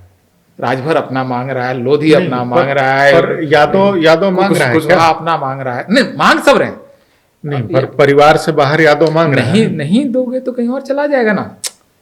अभी बहुत इंतजार थोड़ी करेंगे। यादवों को लगा कि रामकृपाल यादव को कि हमारी सीट तो चली जाएगी मीसा भारती पास, तो रामकृपाल यादव चले गए ना बीजेपी में।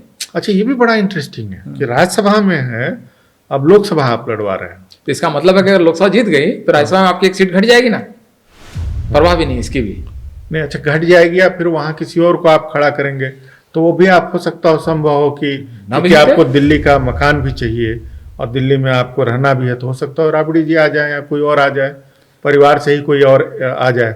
लेकिन जब अगला चुनाव होने तक तो फिर आपको मतलब दो सदन के तो सदस्य रहेंगे नहीं, तो आपकी तो गई ना। और अभी आप हार जाएंगे इसके भी तो चांसेस हैं।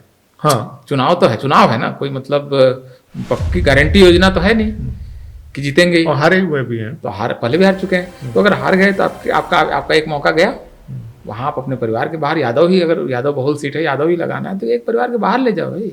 आपने कुछ साल पहले एक लेख लिखा था कि कांग्रेस जो है वो ओबीसी पॉलिटिक्स की तरफ जा रही है। और आपने उसमें सिद्धारमैया का जिक्र किया था, आपने उसमें अशोक गहलोत हैं, भूपेश बघेल साहब हैं, ये सारे लोगों का एक वो आया था। तो ये जो लग रहा था कि ये ओबीसी पॉलिटिक्स की तरफ जा रहे हैं और जेन्युइनली जो ये अपने स्ट्रक्चरल चेंजेस कर रहे हैं, ये डिटेल कहाँ हुए? देखिए, कांग्रेस जिस तरह से काम कर रही थी, इसमें उनका जो सिर और उनका धड़, ये दो सिंक्रोनाइज्ड नहीं है, दोनों तारतम्य में नहीं है।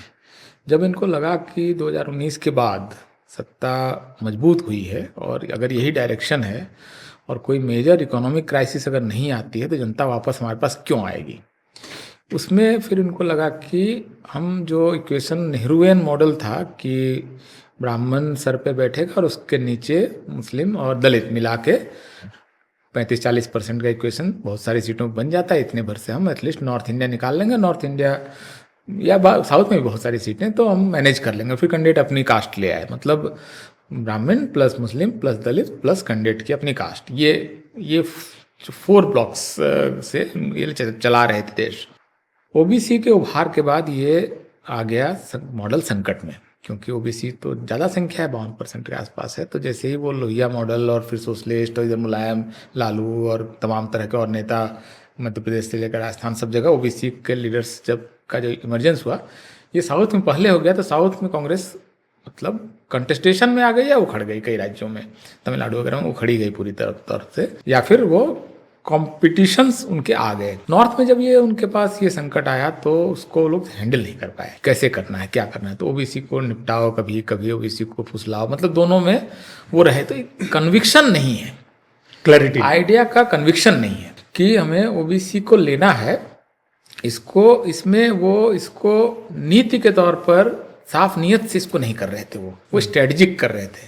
इसके मुकाबले अगर आप बीजेपी का सावरकराइट मॉडल देखें, उसमें ओबीसी की स्थिति अलग है। बीजेपी का जो सावरकर का मॉडल है, सावरकर का मॉडल क्या है, अगर आप हिंदुस्तान की किताब जहाँ से ये मॉडल की प्रस्तावना जहाँ पर आती है पहली बार, वो है कि दुनिया में और भारत में भी सभ्यताओं का संघर्ष चल रहा है और भारत की सभ्यता बाहरी सभ्यताओं से संघर्ष में है, और बाहर की सभ्यता का मतलब उन्होंने कहा कि जिनकी भी पितृभूमि और पुण्य भूमि यहाँ नहीं है वो बाहर की सभ्यताएं हैं, और बाकी जिसकी पितृभूमि और पुण्य भूमि, जिनके धार्मिक प्लेस भी यहीं पर है, रिलीजियस प्लेस भी यहीं पर, और जिनके पुरखे यहीं पर है, ये दो जो है ये भारतीय हैं। तो भारतीय लोगों का राज अच्छा से कायम करने के लिए जरूरी है कि विराट हिंदुत्व बनाया जाए, तभी वो बाहर के जो अन्य सभ्यताएं उनके साथ सभ्यताओं के संघर्ष में विजयी बनेंगे। तो अब विराट हिंदू का जो कॉन्सेप्ट है, इसमें अगर जैसे ये बोलते हैं वहाँ से मुस्लिम आउट होता है। उत्तर भारत की ज़्यादातर सीटों पे 20-25%, कई जगहों पे है, 101 सीटें ऐसी हैं। क्विंट में एक स्टडी छपी थी और बहुत लोगों ने इस स्टडी किया। 100 के आसपास सीटें हैं जहाँ पर मुस्लिम 20% या उससे ज़्यादा हैं। 15 सीटें ऐसी हैं जहाँ 50% से ज़्यादा हैं। तो अभी इन सीटों पर तो मुस्लिम अगर आपके पास है तो कांग्रेस का गेम उस तरह से काफ़ी आसान हो गया था। उसके मुकाबले बीजेपी की ज़रूरत क्या थी कि मुस्लिम जहाँ पर हम 20% लो से अपनी रेस शुरू ही कर रहे हैं, वहाँ अगर तमाम हिंदू जातियों को नहीं जोड़ते हैं तो दिक्कत आएगी, क्योंकि कई जगह थर्ड कॉन्टेस्ट में 3 कॉर्नर्ड है, कई तरह की दिक्कत है।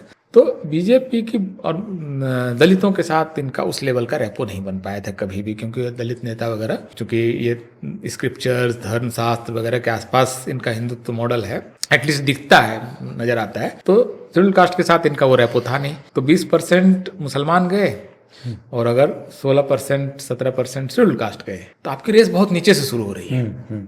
जब उतनी नीचे से शुरू हो रही तो ओबीसी को आपको देना ही पड़ेगा।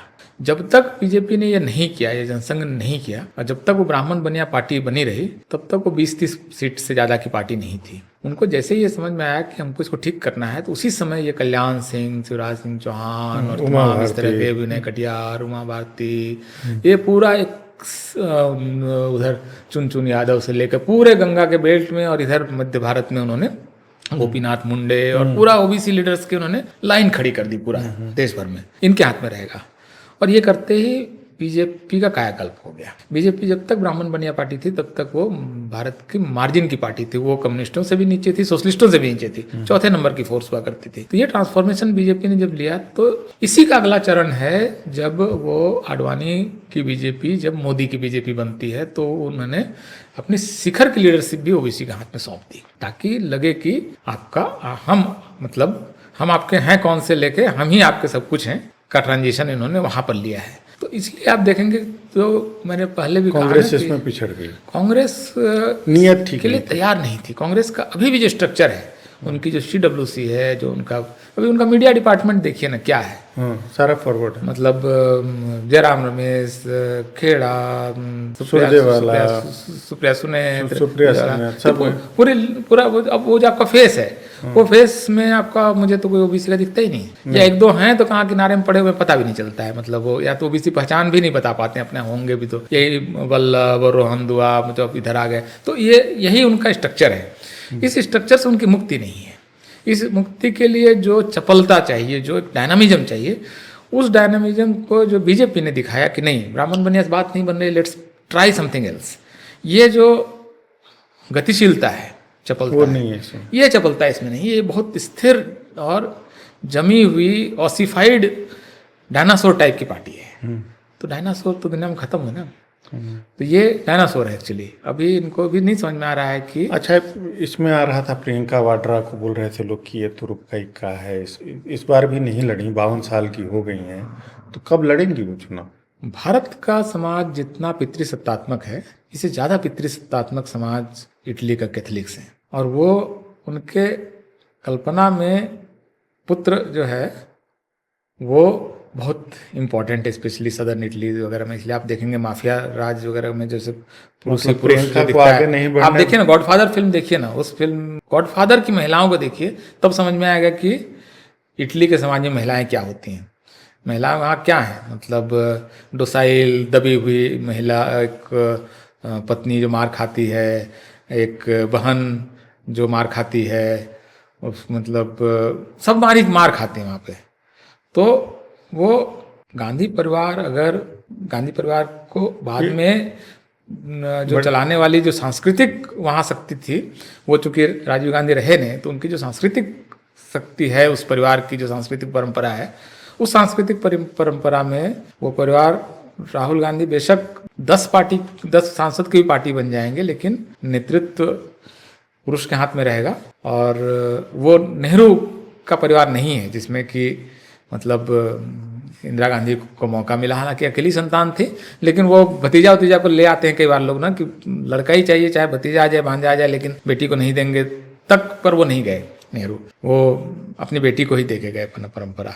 लेकिन मुझे नहीं लगता है कि सोनिया गांधी की परंपरा में इतना आसान है। एक तो ये है, प्रियंका गांधी के लिए वहाँ कोई अवसर आसानी से नहीं निकलेगा। बेशक वो लड़के निकाले तो बेशक वो दामाद के लिए निकलेगा या प्रियंका के बेटे के लिए शायद निकले फिर आगे चल के। अच्छा, मेरा अपना मानना है, जरूरी नहीं है, मतलब ये मेरा एक हाइपोथेसिस है, आइडिया है। या ये हो सकता है कि जो 2 जगह से चुनाव लड़ रहे हैं, अगर दोनों जीत जाएं पता नहीं तो कोई एक खाली करे, ये तो भविष्य के गर्भ में है। लेकिन अभी वरना निस्संदेह किसी भी दिन प्रियंका गांधी को तो मैंने बेल्लारी में देखा है 1900 मेरे ख्याल से 98 या 99 के चुनाव में, जो सुषमा स्वराज के खिलाफ उनकी मदद लड़ रही थी, और उसमें जिस लेवल का डायनामिज्म था उसके हिसाब से विरासत प्रियंका के पास जानी चाहिए थी। विरासत एक मार्क्सवादी विध्वंसक राहुल गांधी के पास आई, तो ये इसलिए आई क्योंकि सोनिया गांधी का कंस्ट्रक्ट जो है भारत का भी मर्दवाद, दोनों जगह का भारत का मर्दवाद और इटली का मर्दवाद दोनों मिलके मर्दवाद स्क्वायर बन गया असल में। और इसमें प्रियंका गांधी के लिए बहुत गुंजाइश नहीं है। और देखिए एक चीज इसमें और क्या है, कांग्रेस जहाँ पर गलती कर गई और अब पता नहीं वहां से अब वो करेक्ट कर पाएगी कि नहीं कर पाएगी, उनका संकट कहाँ से आया है समरेंद्र जी? संकट वहां का आया है किसी और के जाने से नहीं, ओबीसी के खिसकने से, और ओबीसी के भी खिसकने से ज्यादा मुसलमानों के खिसकने से उनका संकट आया है। यूपी और बिहार में 120 सीटें अभी हैं, दोनों जब यूनिफाइड थे तो वो मतलब आप झारखंड की सीट और उत्तराखंड भी जोड़ लीजिए, इतना बड़ा जिस समय बिहार यूपी था उस समय 90 के आसपास तो था ही, ये मतलब 4 राज्य मिलकर यूपी बिहार थे, तो इतनी सीटें लगभग वो 1/4 ऑफ इंडिया था इन टर्म्स ऑफ पार्लियामेंट। यहीं से कांग्रेस सबसे बड़ी बनती थी क्योंकि साउथ इनका उखड़ना शुरू हो चुका था, तमिलनाडु उखड़ चुका था उससे पहले, कर्नाटक आंध्रा वगैरह में क्षेत्रीय पार्टियां आ चुकी थी, टीडीपी ने उसको जीत लिया था, तो वहाँ पर फिर जेडीएस जो है वो देवगढ़ा की पार्टी वहाँ ठीक ठाक खड़ी हो गई थी, बीजेपी आने लगी थी, तो ये नॉर्थ उनके लिए बहुत क्रिटिकल था। यहाँ पर कर्नाटक में सोशलिस्ट बेल्ट भी आ गया था, हमेशा था, यस, इंदिरा गांधी के देवराज अरस वगैरह के समय से बहुत सारे हेगड़े थे, यस, बहुत बड़े नेता थे हेगड़े।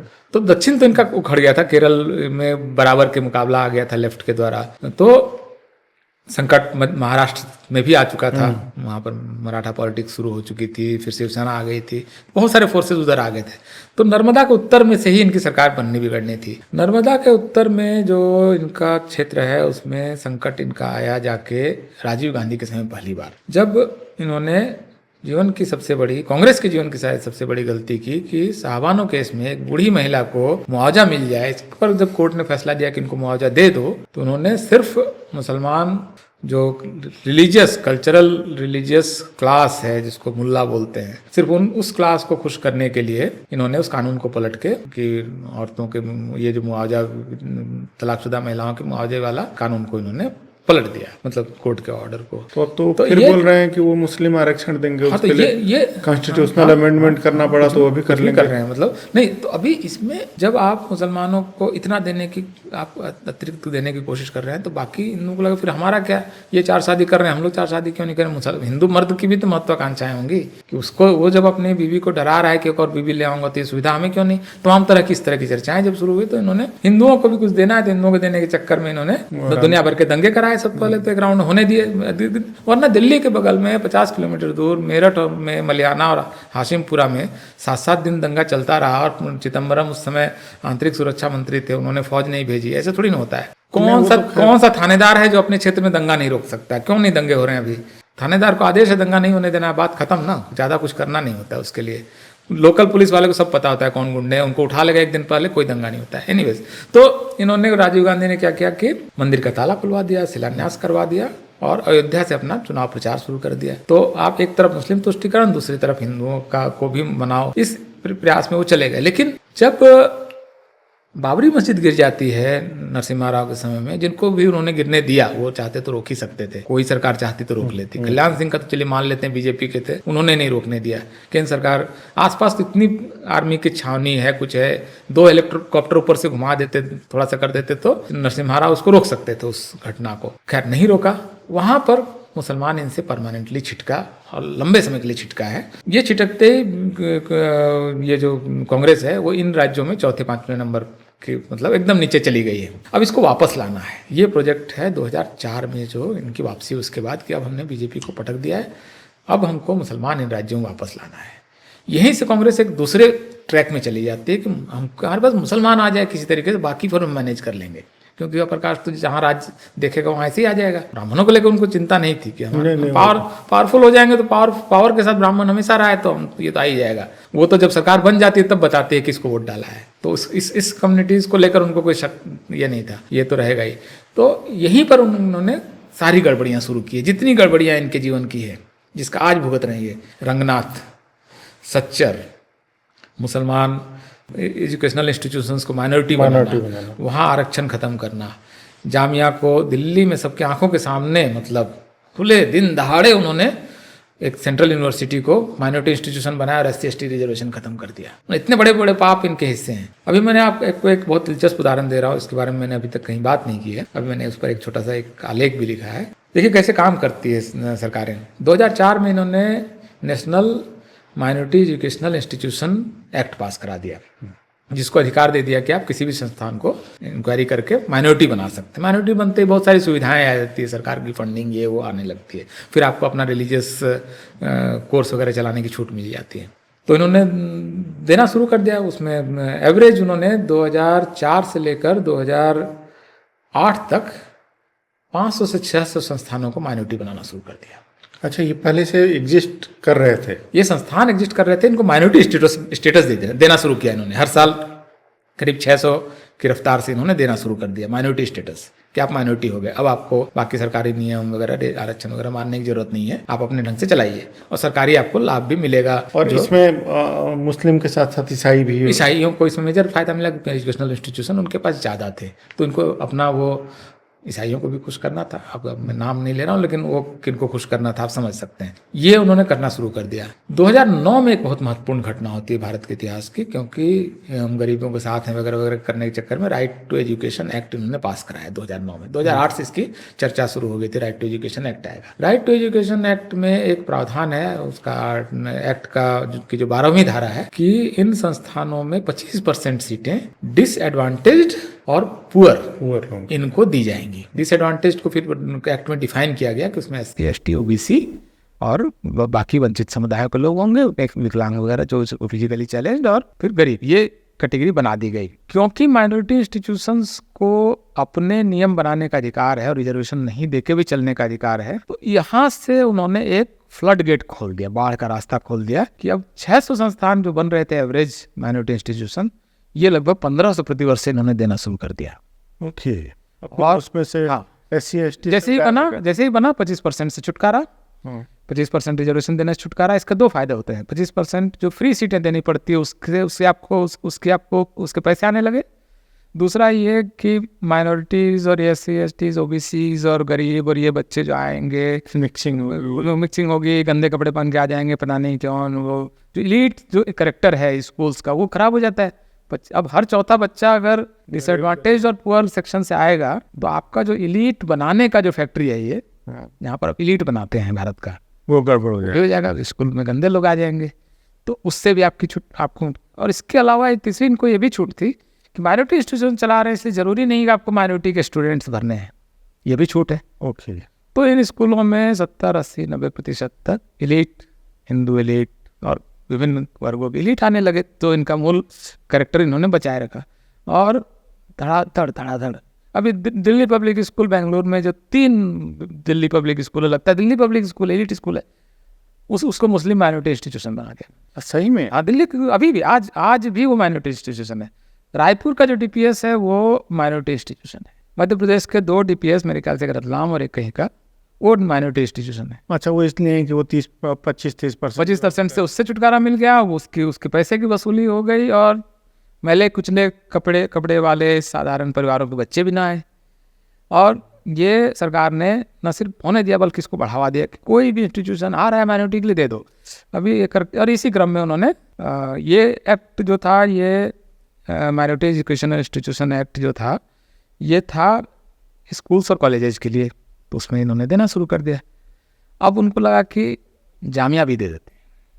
इस समय इनके नेताओं के भाषण सुनाने लगे थे कि हमारी सरकार मुसलमानों की वजह से बनी है और संसाधनों पर पहला अधिकार, ये सारा उसी समय हो रहा था। और या गवर्नमेंट जॉब्स में उनको प्रायोरिटी मिलनी चाहिए, उनका फेयर शेयर होना चाहिए। और फिर उसी समय आंध्र प्रदेश में 5% मुसलमानों को अलग से ब्लॉक बना कर आरक्षण दे दो, जिसमें सैयद शेख मुगल पठान भी आ जाए। फिर वो कर्नाटक, ये सब भी चल रहा था साथ साथ एक साथ। मतलब 40-50 प्रक्रियाएँ चल रही थी कि मुसलमानों को किसी तरह से फुल ले आओ, जामिया को दे देना है। अब जामिया को कैसे दें ये एक्ट के तहत? एक्ट में तो दिक्कत है, क्योंकि जामिया खुद केंद्र सरकार के संसद के कानून से बनी है। इन्होंने एक रास्ता निकाला। 2006 में इन्होंने माइनॉरिटी इंस्टीट्यूशन जो नेशनल कमीशन था, उस एक्ट में एक संशोधन लाया और इसमें उन्होंने माइनॉरिटी इंस्टीट्यूशन की परिभाषा बदल दी। माइनॉरिटी इंस्टीट्यूशन की जो पुरानी परिभाषा है एक्ट में, उसके हिसाब से शिक्षा संस्थान ब्रैकेट में विश्वविद्यालयों के अतिरिक्त ये माइनॉरिटी इंस्टीट्यूशन माने जा सकते हैं। विश्वविद्यालय, उसमें संशोधन ये कर दिया कि वो जो ब्रैकेट के अंदर था उसको डिलीट करने के लिए इन्होंने कोई संशोधन लिया है। विश्वविद्यालय को भी शामिल कर लिया। शामिल करते ही फिर जामिया दायरे में आ गया। जामिया दायरे में आते ही इन्होंने खटाखट, उसके बाद देर नहीं की उन्होंने, उसके बाद उन्होंने फटाक से उन्होंने जामिया को वो माइनॉरिटी इंस्टीट्यूशन बना दिया। SC/ST आरक्षण उसी दिन से ख़त्म हो गया। और ये भी इसलिए किया गया था, दरअसल में इनको जामिया को बचाने की इनकी क्यों ज़रूरत थी। और जामिया इनके लिए बहुत महत्वपूर्ण है। देखिए, जामिया अगर नहीं होता तो भारत में CA के खिलाफ आंदोलन नहीं होता, दिल्ली में नहीं होता, और इतना बड़ा नहीं होता, राष्ट्रीय अंतर्राष्ट्रीय स्तर का नहीं होता। दिल्ली के अंदर इन्होंने अपने लिए, जिसको बोलते हैं ना, मतलब व्यवस्थित पाल लिया है, पता नहीं वर्ड आपको इस्तेमाल करना चाहिए, नहीं, एक प्रॉब्लम क्रिएट कर लिया अपने यहाँ, जो मतलब एक धर्म विशेष के लिए सरकारी पैसे से चलने वाला सरकारी संस्थान। वे आर्टिकल 30 क्या सुविधा देता है कि माइनॉरिटी अपने एजुकेशनल इंस्टीट्यूशन बना सकते हैं। ये आर्टिकल 30 एम्पावर्स द सिटीजन्स। इन्होंने उससे खुद स्टेट को एम्पावर कर लिया कि स्टेट बना के देगा। ये तो नहीं था आर्टिकल 30 में। आपने आर्टिकल 30 की भावना का एकदम उल्लंघन कर दिया। संविधान का खतरा अगर किसी से है तो इनसे है ना, जिन्होंने संविधान के खिलाफ एक्ट किया। अभी माइनॉरिटी इंस्टीट्यूशन बना के उन्होंने खत्म कर दिया। तो इस समय कह रहा था, ये असल में इनको माइनॉरिटी इंस्टीट्यूशन खत्म करने की जरूरत 2011 में क्यों पड़ी? क्योंकि 2006 में आ गया था OBC रिजर्वेशन। अभी जामिया में 27% OBC आ जाते। 2006 में हुआ तो पहले तो कोर्ट उठ में चला गया, तो ये 2009 में जाके लागू हुआ। अच्छा, उसके काउंटर में सुनिए तो OBC रिजर्वेशन को जब हुआ कि लागू करना पड़ेगा 2009 में, तो ये थोड़ा टाला इन्होंने, फिर देखा कि नहीं हो पाएगा। 2011 आते आते इनको लगा कि अगर, क्योंकि जिस दिन से ये सेंट्रल यूनिवर्सिटी ही बनी, जिस दिन बनी वो सेंट्रल यूनिवर्सिटी बनी है, जामिया केंद्र सरकार ने इसको बनाया 1988 में, तो उसी दिन से SC/ST का रिजर्वेशन यहाँ लागू था। SC/ST के बाद अगर 27% OBC आ जाते तो ये जो मुस्लिम एलीट का इंस्टीट्यूशन था, ये क्या बन जाता है? अगर 50% स्टूडेंट कम से कम SC/ST OBC का आ जाते, कुछ तो मेरिट से भी आते, कुछ नॉन क्रीमिलियर भी पूछते, तब तो गड़बड़ होती। तो इंस्टीट्यूशन बहुत डेमोक्रेटाइज हो जाता। और डेमोक्रेटाइज हो जाता तो CA के खिलाफ आंदोलन भी नहीं होता। सोचिए ना, यहाँ 27% OBC बैठा हुआ होता इनके तो CA के खिलाफ आंदोलन कर पाते ये। अगर वहाँ पर शेड्यूल्ड कास्ट और शेड्यूल्ड ट्राइब का 22% बैठा हुआ होता तो कहता CA से तो सारी नागरिकता शेड्यूल्ड कास्ट को मिलनी है, जो वहाँ से आए हैं बांग्लादेश से। मैक्सिमम 2 करोड़ में तो 2.25 करोड़ हुआ है, तो वो शेड्यूल्ड कास्ट के बच्चे क्या वहाँ आंदोलन करने देते? नहीं देते, संभव ही नहीं था। तो इन्होंने उसको वो एक्ट में एक माइनर ट्विकिंग की, वो उसमें से ब्रैकेट वाला वो क्लॉज हटाया, इन्होंने इसको दे दिया और इन्होंने इंस्टीट्यूशन दे दिया। अब इनको डर यही था कि 27% और आगे फिर ये नहीं बचेगा। सवाल उठता है कि इसका फिर उस समय विरोध क्यों नहीं हुआ? 2011 में क्या हो रहा था? ये बहुत रहस्य। 2011 में तब अन्ना आंदोलन के आसपास केजरीवाल खड़े रहस्य ये है कि 2011 में मेरे ख्याल से सारे लोग अपना खंगाल लें। मैं शायद अकेला आदमी था जिन्होंने उसके खिलाफ लेख लिखा था कि जामिया को ये जो आरक्षण दे रहे हैं, इससे आरक्षण खत्म हो जाएगा और ये कॉलेजों को और विश्वविद्यालयों में आरक्षण खत्म करने की रणनीति है। वो लेख मोहल्ला लाइव में छपा था अविनाश दास जी के, और वो अभी भी इंटरनेट पे मौजूद है। उसके अलावा भारत में किसी बुद्धिजीवी ने इसका विरोध नहीं किया था। इसलिए जो कह रहे हैं कि दिलीप मंडल अब बदल गए हैं, दिलीप मंडल ने 2011 में भी जामिया को मुस्लिम इंस्टीट्यूशन बनाने का विरोध किया था। और तो ये और नहीं, एक और सवाल, हिंदू संगठनों ने क्यों नहीं विरोध किया? दिल्ली के बीचों बीच जहाँ पर RSS आज भी बहुत सबसे पावरफुल संगठन है, नहीं कर पाए होंगे। क्यों नहीं कर पाए? नहीं, SS कर पाए थे। एक समस्या हुई, 22.5% SC/ST आरक्षण खत्म करके 50% मुस्लिम आरक्षण लागू करने के बावजूद अगर SC ST OBC आ जाता तो क्या होता? 50% रिजर्व हो जाती, बाकी 50% अन रिजर्व हो जाती। उसमें भी लेकिन ये सुविधा तो 50% मुस्लिम रिजर्व के बाद भी ये हिंदू अपर कास्ट की तो ये सुविधा बरकरार रही ना। जामिया में रिजर्वेशन का क्वांटम 50% इलीट के लिए या अनरिजर्व कैटेगरी या जनरल कैटेगरी जो भी बोल लीजिए, उनको ये समझाया गया और वो लेख छपा टाइम्स ऑफ इंडिया में, उस समय अभी मौजूद, अभी तक वेबसाइट पे मौजूद है। एक लेख छपा कि अगर वहाँ पर OBC आरक्षण लागू हो जाता है तो जनरल कैटेगरी को नुकसान होगा। अच्छा। और इसका तर्क बाद में फैजान मुस्तफ़ा जो नालसार के वाइस चांसलर बने, बाद में बड़े संविधान विशेषज्ञ बनाए जाते हैं, 2017 में उन्होंने एक बाकायदा एक लंबा सा भाषण दिया है, मौजूद है यूट्यूब पर। वो कह रहे हैं, जोगी जी आप कह रहे हैं कि जामिया में और अलीगढ़ में OBC आरक्षण लागू कर देंगे, इससे किसको नुकसान होगा? 50% मुसलमान है, 27% और आ जाएंगे तो किसको नुकसान होगा? अब फैजान मुस्तफ़ा को इतना नहीं समझ में आ रहा है, जिस दिन वो माइनॉरिटी इंस्टीट्यूशन से हटेगा उस दिन 50% खत्म हो जाएगा ना, खत्म हो गया, मुसलमान आरक्षण थोड़ी ना रहेगा, वो मुसलमान वहाँ वही आएंगे जो OBC के अंदर है। तो इसमें हिंदू अपर कास्ट का इंटरेस्ट था कि जैसा है वैसे ही चलता रहे तो हमें क्या नुकसान, और कहा क्यों SC ST OBC के साथ बैठना है भाई। एक अपर कास्ट हिंदू, वो सब एक अपर कास्ट हिंदू बहुत सहज है आज की तारीख में एक मुसलमान के होटल में जाके खा सकता है, वो किसी जाटा होटल में नहीं, और किसी पासी के होटल में अभी भी नहीं, और किसी धोबी के होटल में जाके नहीं खाएगा, अभी भी नहीं। उसकी बहुत सहजता है, वो साथ में बैठ के गजल और बिरयानी और गंगा जमनी तहजीब और ईद और इसका खाना में हिंदू अपर कास्ट बहुत सहज है मुसलमानों के साथ, पुरानी परंपरा है ये, और इस वजह से उनके साथ ज़्यादा सहज हैं, शेड्यूल कास्ट शेड्यूल ट्राइब से उनकी सहजता ज़्यादा है। तो और SC ST OBC किस दबाव में उस समय आ गया?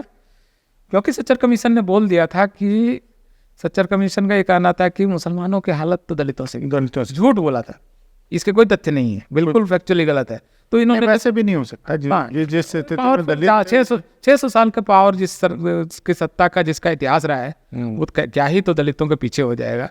तो मुसलमानों की हालत दलितों से खराब है, तो ये भी मानसिक दबाव में आ गए। दूसरा एक और चीज़, SC ST OBC की बहुत सारी पार्टियों का मुसलमानों के साथ पॉलिटिकल अलायंस, उनको लगा रहा हमारे नेता चल रहा है, हमारे नेता का चल रहा है अच्छा भला, तो क्या को बोलना है। तो बहुत सारे कॉमन इंटरेस्ट, कांग्रेस का इंटरेस्ट था मुसलमानों को वापस लेना, SC ST OBC का इंटरेस्ट था कि हमारी जो पॉलिटिकल पार्टियां वो सर्वाइव करे, अपर कास्ट का इंटरेस्ट था कि हमारी SC ST OBC को जाने से तो अच्छा है मुसलमानों के साथ ही बैठ लेते हैं, उनके साथ तो बैठने की आदत है। इतना सारा कॉम्बिनेशन जब हुआ है तब जामिया गया है, ये सब कंसेंसस टूट रहा है। एक इसमें बहुत बढ़िया एंगल आया कि 2011 में, उस समय 10-11 में क्या चल रहा था और अन्ना आंदोलन चल रहा था। इस पर तो आपका भी अध्ययन बहुत अच्छा है। नहीं, अन्ना आंदोलन उस समय जी। हाँ, एक वीडियो मैंने जारी किया था जो दुर्भाग्य से जय हो कपिल महाराज वाला जो था वीडियो, स्वामी अग्निवेश की जो दुकान बंद थी उसके बाद, तो जनतन.com पे वो वीडियो आया था जी। तो ये जो अन्ना आंदोलन जो खड़ा हुआ और फिर बाद में पॉलिटिकल एक डिवीज़न बना और आम आदमी पार्टी आया, और अभी जो है आम आदमी पार्टी अपने सबसे बड़े क्राइसिस से गुजर रही है। तो ये जो आम आदमी पार्टी है उसकी नींव उसी समय रखी गई है, और हम लोग मतलब वैसे डिस्कस कर रहे हैं कि इसके क्रिएशन में अमेरिकन एजेंसीज का, कंपनीज का एक मेजर हाथ था। फोर्ड फाउंडेशन का हाथ था, फोर्ड फाउंडेशन की फंडिंग थी, केजरीवाल को मैक्सेस अवार्ड था, एक ब्रांड इक्विटी केजरीवाल की क्रिएट की गई, और ये जो पूरा धड़ा जो बना, कबीर इनका एक फाउंडेशन था जिसको कि फोर्ड फाउंडेशन ने पैसे भी दिए, हमारे मित्र चलाते थे उसको, मतलब मनीष सिसोदिया। अच्छा, तो ये जो उसी समय और उसके पैरेलल में ये चेंजेस हो रहा था, तो क्या इसके पीछे भी कोई रिलेशन हो सकता है, या ये स्पॉन्टेनियस चीज? देखिए, अगर आम आदमी पार्टी को समझना है ना, तो एक चीज़ को जानना हमको लगता है कि बहुत ज़रूरी है। जियो पॉलिटिक्स, जो ग्लोबल जियो पॉलिटिक्स है, उसमें पॉलिटिक्स जो विश्व की जो सामरिक भौगोलिक राजनीति है, इसमें जो ग्लोबल कैपिटल है, विश्व की जो शक्तियां हैं, जिसके पक्ष में संतुलन होता है, वो कभी नहीं चाहेगा कि कोई और फोर्स इमर्ज हो। वैश्विक शक्तियां हैं तो उसका इंटरेस्ट इसमें है कि आसपास किसी भी ये का एक बिजनेसमैन चाहेगा कि उसका डिसरप्शन हो जाए, उसके यहाँ से 2 वर्कर छोड़ के चला जाए, उसको 2 इन्वायरमेंट का नोटिस आ जाए, बिजली वाला उसका बिजली काट दे, मतलब एक स्वाभाविक चीज़ है। तो जो वैश्विक शक्तियाँ हैं वो जब भारत पोस्ट लिबरलाइजेशन इसका ग्रोथ शुरू हुआ, इसमें एक उनका इंटरेस्ट था कि भारत के अंदर डिसरप्शंस हों। इसलिए आप देखेंगे कि पर्यावरण के आंदोलन, तो पर्यावरण का आंदोलन देखिए तो आम आदमी पार्टी को समझना बहुत आसान है, उसमें वही उसका मैट्रिक्स है। भारत अभी आर्थिक विकास के एक चरण में है, एक दौर में है। ये वो दौर है जहाँ पर दुनिया लगभग 30 साल पहले वेस्ट पहुँच चुका था। पूरा जो पश्चिम का औद्योगिक क्रांति और पूरा जो उनका विकास है, उसकी बुनियाद कोयला है। कोल से ही वो इकोनॉमी बनी है। पहला स्टीम इंजन भी कोल से बना है और लंबे समय तक कोयला से चलता रहा, बिजली भी कोयले से बनती रही। इसके चक्कर में उन्होंने यूरोप के जंगल बंगल काट उठ के अपना माइनिंग करके निपटा लिया, दुनिया भर से कोयला उन्होंने लिया। उसके बाद विकास के क्रम में उन्होंने उसके बाद बाकी ग्रीन एनर्जी वगैरह में गए। भारत भी अपने विकास के क्रम में भारत भी ग्रीन एनर्जी की तरफ जाएगा। अभी भारत की इस समय और जो टोटल एनर्जी रिक्वायरमेंट है उसका 50% से भी ज़्यादा कोल से आ रहा है। अभी अगर बहुत सारे पर्यावरण आंदोलन ये कहें कि जो धरती है हमें हरी भरी चाहिए और पेड़ बचाना जो है ज़्यादा महत्वपूर्ण है, यहाँ पर एक अगर माइनिंग होगी तो यहाँ 1000 पेड़ कट जाएंगे, इसलिए माइनिंग यहाँ नहीं होनी चाहिए। अभी सुनने में तो कितना अच्छा लग रहा है कि हरियाली है, हवा सुंदर आएगी, फेफड़े स्वस्थ रहेंगे, लेकिन आप अगर माइनिंग नहीं होने देंगे तो भारत बैठ जाएगा, भारत के लोग भूखे मरेंगे। अभी ये पूरी पर्यावरण आंदोलन को, ग्रीन पीस को भारत में आके पर्यावरण करने की क्या जरूरत है? अभी भी कार्बन फुटप्रिंट तो सबसे ज़्यादा अमेरिका और यूरोप से ही क्रिएट हो रहा है। पोल्यूशन से, दुनिया का पोल्यूशन तो वहाँ से है। भारत आखिर उनका क्या इंटरेस्ट है कि भारत के इतने बड़े बड़े एनजीओ को अरबों रुपए, अरबों डॉलर, करोड़ों डॉलर वो भारत में क्यों फेंक रहे हैं, और यहाँ के सारे मतलब तेज तर्रार लोगों को अपने यहाँ ले लेना, 10-10 लाख के महीने की नौकरी पे रखना, ये डिसरप्शन करना है, इनको नहीं डिसरप्ट करना है। ये डिसरप्ट नहीं, ये इसके पीछे एक बड़ा लार्जर डिजाइन है। हुआ क्या कि जो लड़ाई है ना, 2 लड़ाई सबसे बड़ी है सर। एक तो थाली की लड़ाई है, तो थाली पलटनी है। इन्होंने क्या किया कि जब सेकेंड वर्ल्ड वॉर ख़त्म हुआ तो तब तक इनकी इकोनॉमी कोलैप्स कर गई थी। इनके यहाँ यूरोप का बहुत बड़ी आबादी साफ़ हो गई थी और बहुत घायल पड़ी थी। ये इस कंडीशन में नहीं थे कि फिजिकली ये वर्ल्ड को अपने कब्जे में रखें। तो इन लोगों ने क्या किया कि फिजिकली तो छोड़ा, पर ब्रेन को उससे पहले से ही वो कैप्टिव बना रहे थे और ब्रेन और पॉलिसीज़ को अपने कंट्रोल में रखा। तो ये जो रॉकफेलर और ये फोर्ड फाउंडेशन, ये जो बिल गेट फाउंडेशन, ये जो जुकरबर्ग अब आ गया है, ये सब जो मॉडल है, ये ENY, ये KPMG, ये बोस्टन, ये सब जो एजेंसीज हैं, ये बेसिकली क्या है कि ये ग्रांट देते हैं आपको, मतलब ये NGOs को ही नहीं, ये इंस्टीट्यूशंस को ग्रांट देते हैं। बड़े बड़े पुरस्कार, मैग्सेसे पुरस्कार मुझे लगता है कि एक बहुत बड़ा पुरस्कार का, जिसके जरिए वो ओपिनियंस को कंट्रोल करते हैं। और ये सारे केजरीवाल वगैरह सब मैग्सेसे ले चुके हैं ना। मैग्सेसे क्यों मिला था? भारत में आपको डिसरप्शन करने के लिए मिला था ना। सब सोनम वांगचुक को मिला है, रवीश कुमार को मिला है, इनको मिला है, अरविंद केजरीवाल को मिला है। लेकिन जो मेजर भारत में फार्म रिफॉर्म ना हो, मतलब इसके साथ साथ जो इन्होंने क्या किया, जो बड़े बड़े इंस्टीट्यूशंस हैं, यूनिवर्सिटीज़ हैं, उसको जो अपने उसका सिलेबस कंट्रोल हैं, उसका रिसर्च कंट्रोल करते हैं, रिसर्च के टॉपिक क्या होंगे ये डिसाइड करते हैं और उस हिसाब से नई नई पॉलिसीज अमेंड कराते हैं। और ये ट्रैप है एक बहुत बड़ा जो अभी तक चल रहा है। अब जाके देखिए, हमारी पहले थाली बदल दी इन्होंने, अब बोल रहे हैं नहीं, अब मिलेट्स तो इम्पोर्टेंट है। पहले तो हमारा सब खत्म कर दिया, अब बोल रहे हो कि नहीं वो इम्पोर्टेंट है। तो ये आम आदमी पार्टी के साथ अगर आप इसको जोड़ के देखें तो देखिए, जो किसी भी राष्ट्र का जो महाविमर्श है, जिसको मेटा नैरेटिव बोलते हैं, ग्रैंड नैरेटिव, वो अगर ग्रैंड नैरेटिव 90s के बाद का है, ग्रोथ का नैरेटिव है, हमको मतलब बहुत सारा वेल्थ क्रिएट करना है, लोगों को देना है, लोगों की ज़िंदगी बेहतर बनाना है। इस महाविमर्श में जब देश चला गया है तो इसको आपको कई सारे विमर्शों के जरिए आपको इसमें डिस्टर्ब करना है। इसमें आपका ताकि आप पर्यावरण हो जाए, ताकि उसको नियंत्रण में हाँ, रख थोड़ा सा LGBTQ का आंदोलन को पैसा दे दो, थोड़ा सा ये NGOs को दे दो, उनकी करप्शन के खिलाफ आप बोल दो, आप ये कर दो, वो कर दो, ये इसको फंड वो करते हैं। और ये फंडिंग इतने बड़े पैमाने पे होती है, इतना ह्यूज पैसा है इसमें कि आपके देश का अच्छा खासा एक जो ब्रेन है उसमें चला जाता है। नहीं, मोटिव तो क्या है? मोटिव है कि इसको आप रोकना आपके ग्रांड नैरेटिव को नष्ट करना और ग्रांड नैरेटिव को एटलीस्ट परेशान कर देना कि अब आप अगर दिल्ली के अंदर में जैसे एक मान लीजिए कि क्राइम हुआ एक महिला के खिलाफ, दुनिया में हर देश में हो रहा है, सबसे सभ्य देशों में भी हो रहा है, और आप अगर इसका नैरेटिव ये बनाते हैं कि भारत में महिलाएं असुरक्षित हैं। मैं एक उदाहरण देता हूँ, कई बार जब मैं मास कम्युनिकेशन पढ़ाता हूँ तो, कि किसी राज्य में मान लीजिए कि बलात्कार की प्रतिदिन 12 घटनाएं हो रही हैं। अभी राजधानी का अखबार उन 12 में से 3 बलात्कार को हर दिन पहले पन्ने पर 2-2 4-4 कॉलम में अगर छापना शुरू कर दे तो बलात्कार प्रदेश बन जाएगा। और वही 12 बलात्कार की घटनाएं अंदर अगर वो सिंगल कॉलम में छापे तो लगेगा मोटे तौर पे ठीक ठाक चल रहा है। तो नैरेटिव तो बनाए जा सकते हैं। तो नैरेटिव क्या बनाया गया कि भारत जो है वो दुनिया का सबसे करप्ट देश है, सारे लोग करप्ट हैं, सारे अधिकारी करप्ट हैं, सारे नेता करप्ट हैं, सारी पॉलिसी करप्ट है। आपने ये करके जैसे ही आपने ये इम्प्रेशन क्रिएट कर दिया कि ये बहुत करप्ट देश है, यहाँ पर कोई लेना देना नहीं है, अनैतिक तरीके से सारे काम होते हैं। मैं अब एक ग्लोबल इन्वेस्टर हूँ और लिस्टेड हूँ किसी देश में के शेयर मार्केट में।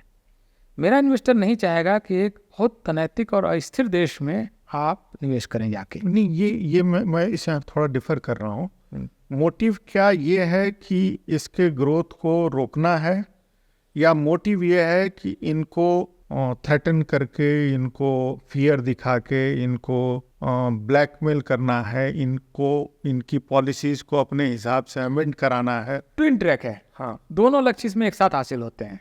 आपने इसको डिस्टर्ब कर दिया, सरकार इन चीज़ों में उलझ गई, फंस गई।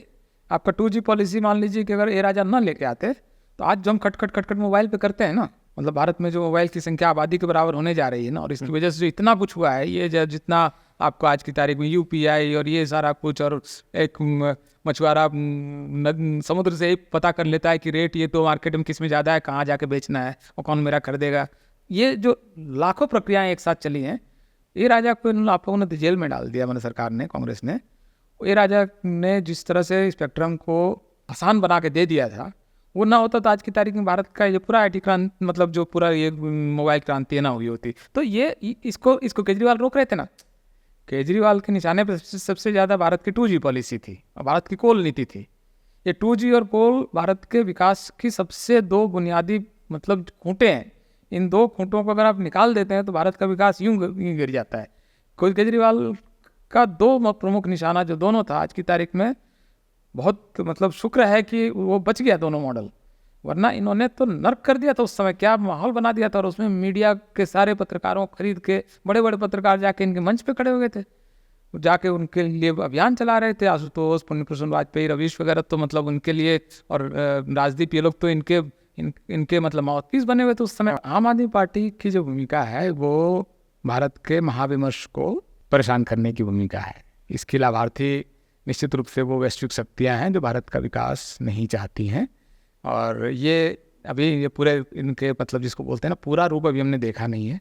ये अगर और आगे जाते हैं तो निश्चित रूप से अभी इनकी ये, अभी चूँकि अब ऐसे किसी राज्य में गए नहीं है जहाँ पर इंडस्ट्रियलाइज्ड स्टेट, जहाँ पर इंडस्ट्रीज वगैरह हों, जहाँ माइनिंग हो, अभी इनकी पॉलिसी खुलेगी ना तब तो। लेकिन ये मोटे तौर पर जो इनका मूल है, हालांकि कई बार आदमी मूल से उसका संबंध विच्छेद भी होता है, कल को हो सकता है कि ये बदल भी जाए। इसलिए यूरोप और अमेरिका के जो देश हैं वो परेशान हैं इसके अरेस्ट होने पे। सारे मतलब सब बड़े बड़े देश इनके लिए, मतलब भाई ये 2 मुख्यमंत्री अरेस्ट हुआ है, हेमंत सोरेन, और ये इसके लिए जुडिशियरी खड़ी हो जा रही है, सिविल सोसाइटी खड़ी हो जा रही है, दुनिया भर से इनके समर्थन में विदेश के संस्थान, संगठन नहीं, विदेश की सरकारें चिंता जता रही है। जर्मनी, सब परेशान, UN भी परेशान। भाई कि क्या है, मतलब इसमें क्या ऐसा क्या खास है? एक करप्शन का केस है, अरेस्ट हुआ है, कल को छूट जाएगा। हेमंत सोरेन भी तो अरेस्ट हुए थे, लालू भी तो अरेस्ट हुए थे। वहाँ तो उसमें तो जर्मनी को चिंता नहीं हुई थी, अब अचानक से इनके लिए चिंता। इनकी चिंता इसलिए है क्योंकि वो उन संबंध शक्तियों के साथ इनका नाभि नाल का संबंध है, मतलब ये वहीं से पैदा हुए हैं। इनका ओरिजिन वहाँ पर उन विदेशी शक्तियों में इनका ओरिजिन है। इस वजह से आप 2000 मैं फोर्ड फाउंडेशन की एनुअल रिपोर्ट्स देख रहा था, उसमें सब में लिखा हुआ है। अब उसको तो मिटा नहीं सकते वो फोर्ड फाउंडेशन के एनुअल रिपोर्ट में कि हमारे ये इनके एनजीओज को क्या परिवर्तन वगैरह को क्या पैसे दिए गए, वो सब तो लेखा जोखा है। सरकार जब चाहेगी ये जांच करा ले, देख ले कितने रुपए इनको कैसे मिले, कैसे ये संस्थाएं खड़ी हुई हैं। तो कोई भारत में करप्शन से लड़ने के लिए, उसमें पर्पस भी बताया गया, पैसा क्यों दिया गया है। भारत में करप्शन से लड़ने के लिए सिविल सोसाइटी को एम्पावर करने के लिए परिवर्तन नाम के एनजीओ को इतने रुपए दिए गए। अरे भारत में करप्शन है, भारत लड़ेगा, आपको क्यों मतलब आपका क्या इंटरेस्ट है इसमें भाई।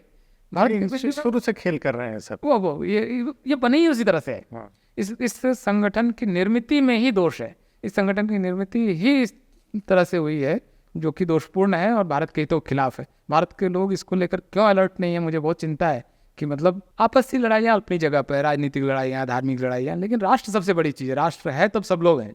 राष्ट्र का हित किसमें है, इसको समझने में इस देश को अगर इतनी दिक्कत हो रही है, सीधा सीधा इंटरेस्ट कि ये कोयला और 2G को डिस्टर्ब करने के लिए एक संगठन खड़ा हो रहा था और आपको दिख नहीं रहा था कि ये क्या करने वाले हैं। आपके पूरे पॉलिटिकल सिस्टम को क्वेश्चन में ला देना, जुडिशरी सब खराब है, एक लोकपाल आएगा, एक आदमी आएगा, वो सब ठीक कर देगा। कुछ भी नहीं लागू किया, लोकपाल तो खुद ही नहीं बनाया, कुछ भी नहीं, खुद नहीं बनाया इन्होंने। बच्चे की कसम खा के वो तो सरकार, तो देखिए भारत के लोग का जो लोकतंत्र है ना, ये एक बहुत अजीब तरह की चीज़ है। इतनी बड़ी चक्की है कि इसमें जब चले गए ना तो फिर पिसके ही निकलता है। तो जब ये सरकार के अंदर चले गए तो इनके जो महान विचार थे कि कैसे एक एक करप्शन खत्म कर दे, क्या आज MCD में करप्शन खत्म हो गया है।